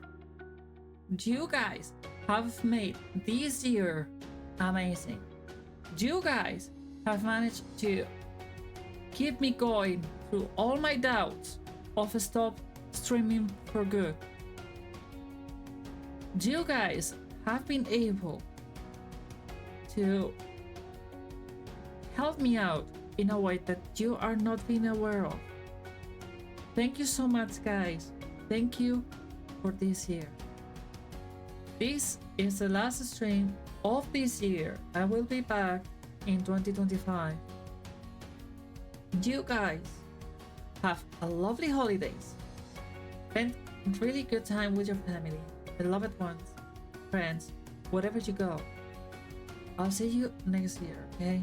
Until then, please stay safe, stay healthy, take care of yourself, take care of each other, take care of your beloved ones. I'll see you next year. Bye bye.